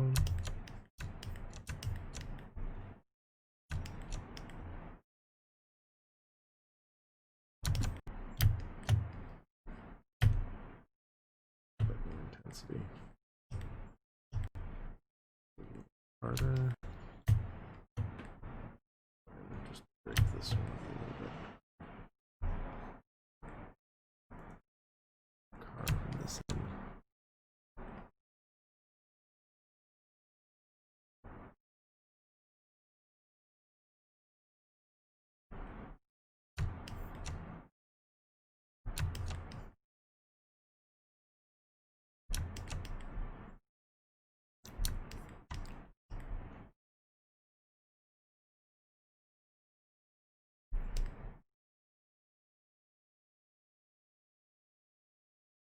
Break up that shape a little bit.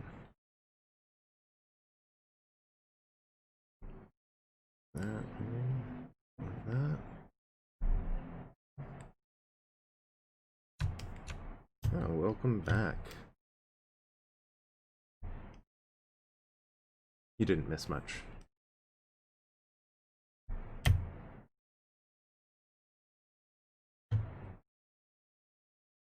Just create a little bit of shape in there for that.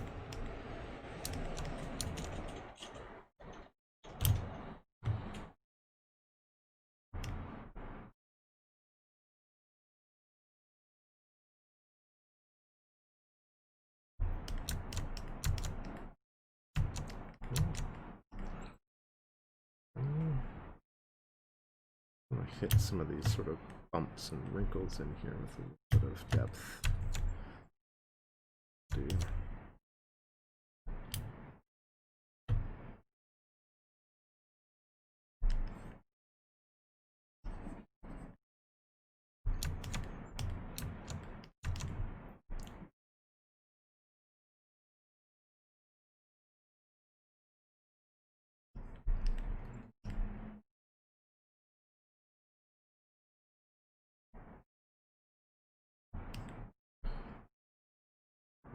Up a little bit.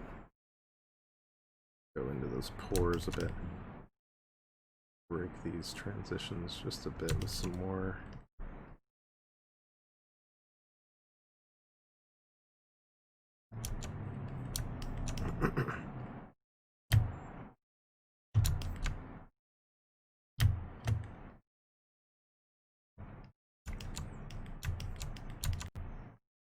Okay. Bit more detail in here.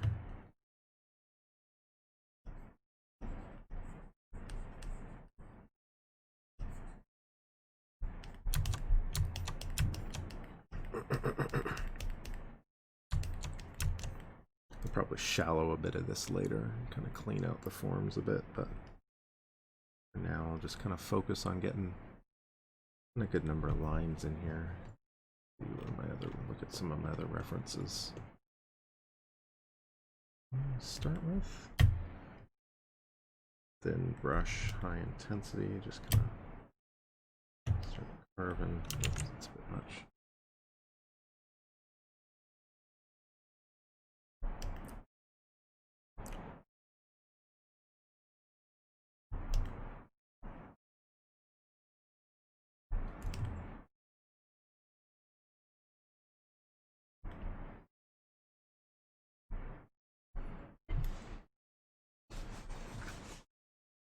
Time is it 12:30? Okay, starting to run out of time here. I'll probably have to wrap up close to 12:45, 12:50-ish. I'll keep plugging away until I can't anymore. Duty calls, after all.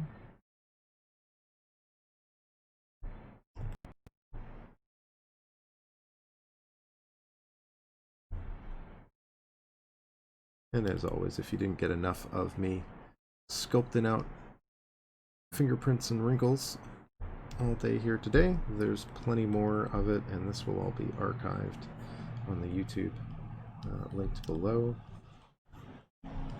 So if you want to check earlier content out, or any of you out there are interested, of course, right, check those archives out. Otherwise, I'll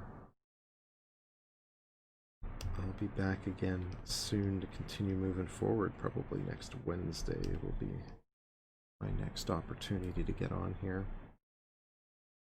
But against these forms,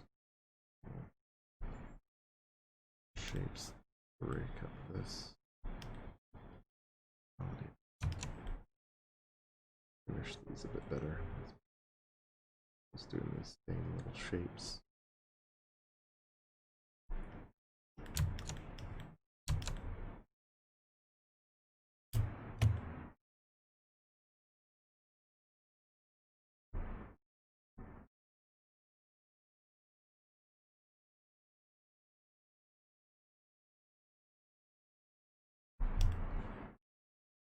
Break up the hand a little bit more. Nice. Details there.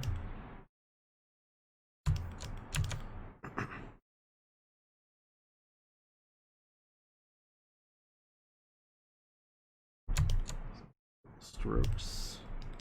Probably have to do all of the wrinkle breakup in these areas in the next video, next live stream. I'm kind of getting lazy in here. Maybe I can ease it back a little bit with a morph brush. Just back a bit. There we go. Yeah, it's like a little undo brush. Yeah.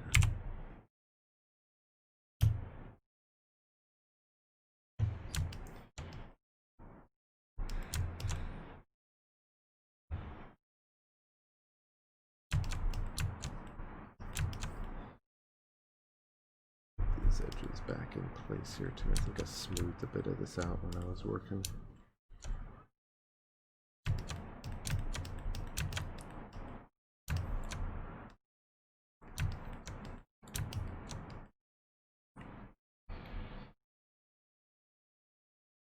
Oh, that's not what I want. I want this to work.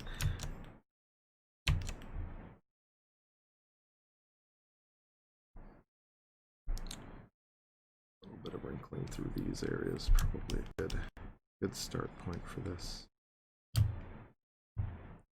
Intensity down.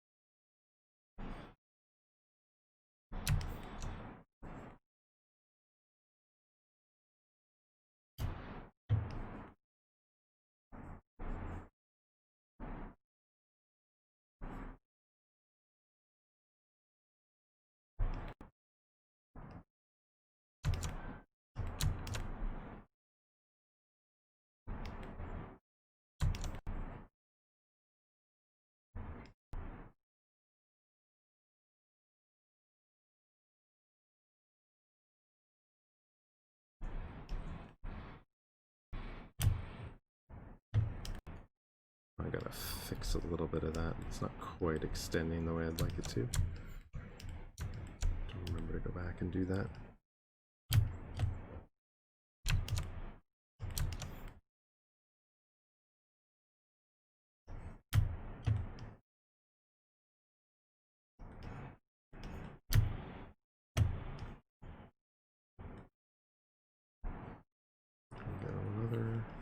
Crease in here, maybe?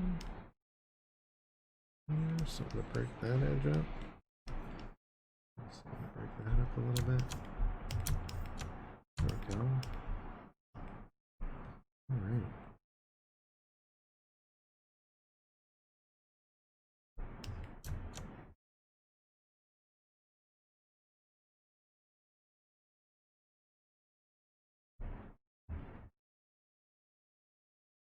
Okay. 3. Still got some more time. Now that I'm staring at the clock, trying to keep track of everything, time is slowing down. Plates, I got stuff to do, so the sooner I can kind of make progress on this, the better, I guess, right? Create a bit of a gap in here. Break these shapes up just a bit more across those two forms. Kind of keep the pinky like that. Maybe I'll go into my adjustment layer and do a little bit of volume adjustment. Grab my standard brush here. Pull this in a bit. And just kind of round that out a bit more.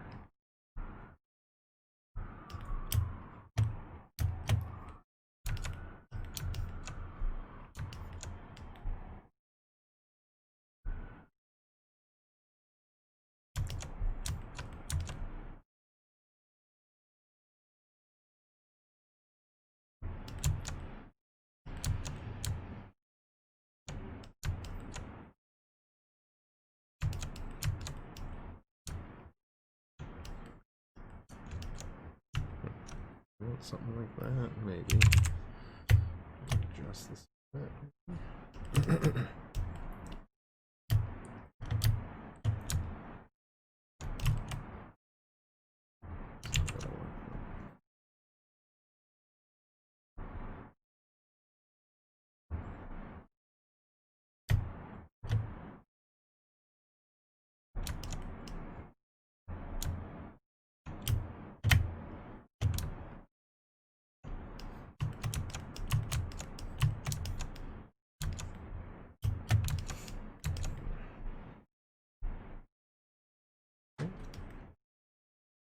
A little bit more. Put in slightly. Okay. Oh, I know what I wanted to do. I want to kind of bring this up out a little bit more. That lazy mouse feels really long. Let's try lower step 0.02. Let's tone the intensity way down. That's better.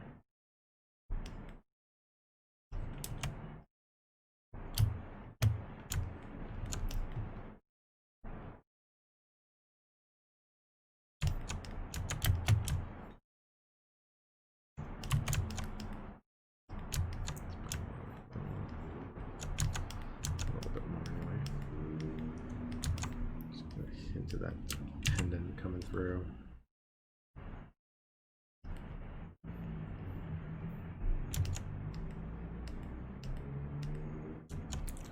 This edge feels a little off to me as well.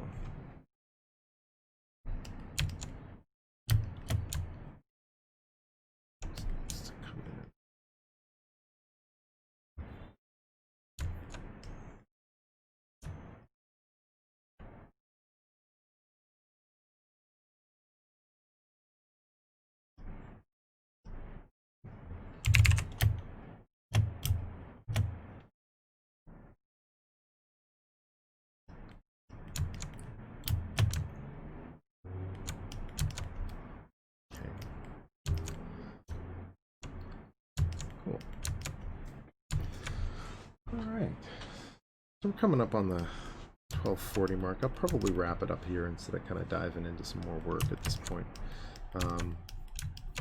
So I'll leave it at that. I guess the next time I come at this, I'll probably work up and just kind of go back over a few of these spots, clean up any final little elements, add another little pass of any additional detail that I can add. Probably do sort of a rough noisy variation to it, just kind of break up the surface a little bit more, and maybe do some alpha brush work to kind of blend things a little bit more. And then I'll be in a spot where I can probably say I'm ready to move on. So that's the hand so far on the model. Let's see how it's all fitting together here. Yeah. And then of course, maybe what I might even do is next time, maybe I'll even take a look at like what a normal map export looks like on this model, just to make sure it bakes properly and comes out clean. Because I really want to make sure that, well, I want to see, I don't want to make sure, I don't really care if I keep all of this detail or not 100%, but I do want to make sure that I'm not losing too much of it either, or that, you know, kind of get a sense for how much I am able to keep. And maybe I can even use some different resolutions to kind of help control that a little bit more when I get into the texturing stages and kind of draw some of it back out. But for now, I think I'm going to call it here. So thank you again so much for dropping by and chatting.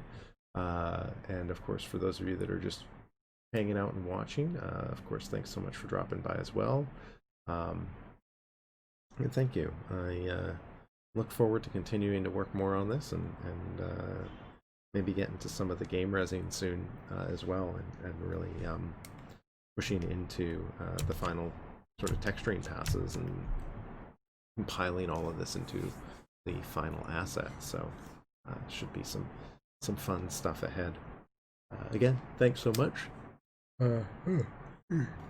Have a good week. Have a good weekend. Happy Friday and all. And I'll talk to you all very soon. Cheers. Thanks for watching. And thanks for stopping by and chatting again. Have a good one. Yeah, take care. Care, Arturo. We'll have to hang out again sometime. Grab a beer.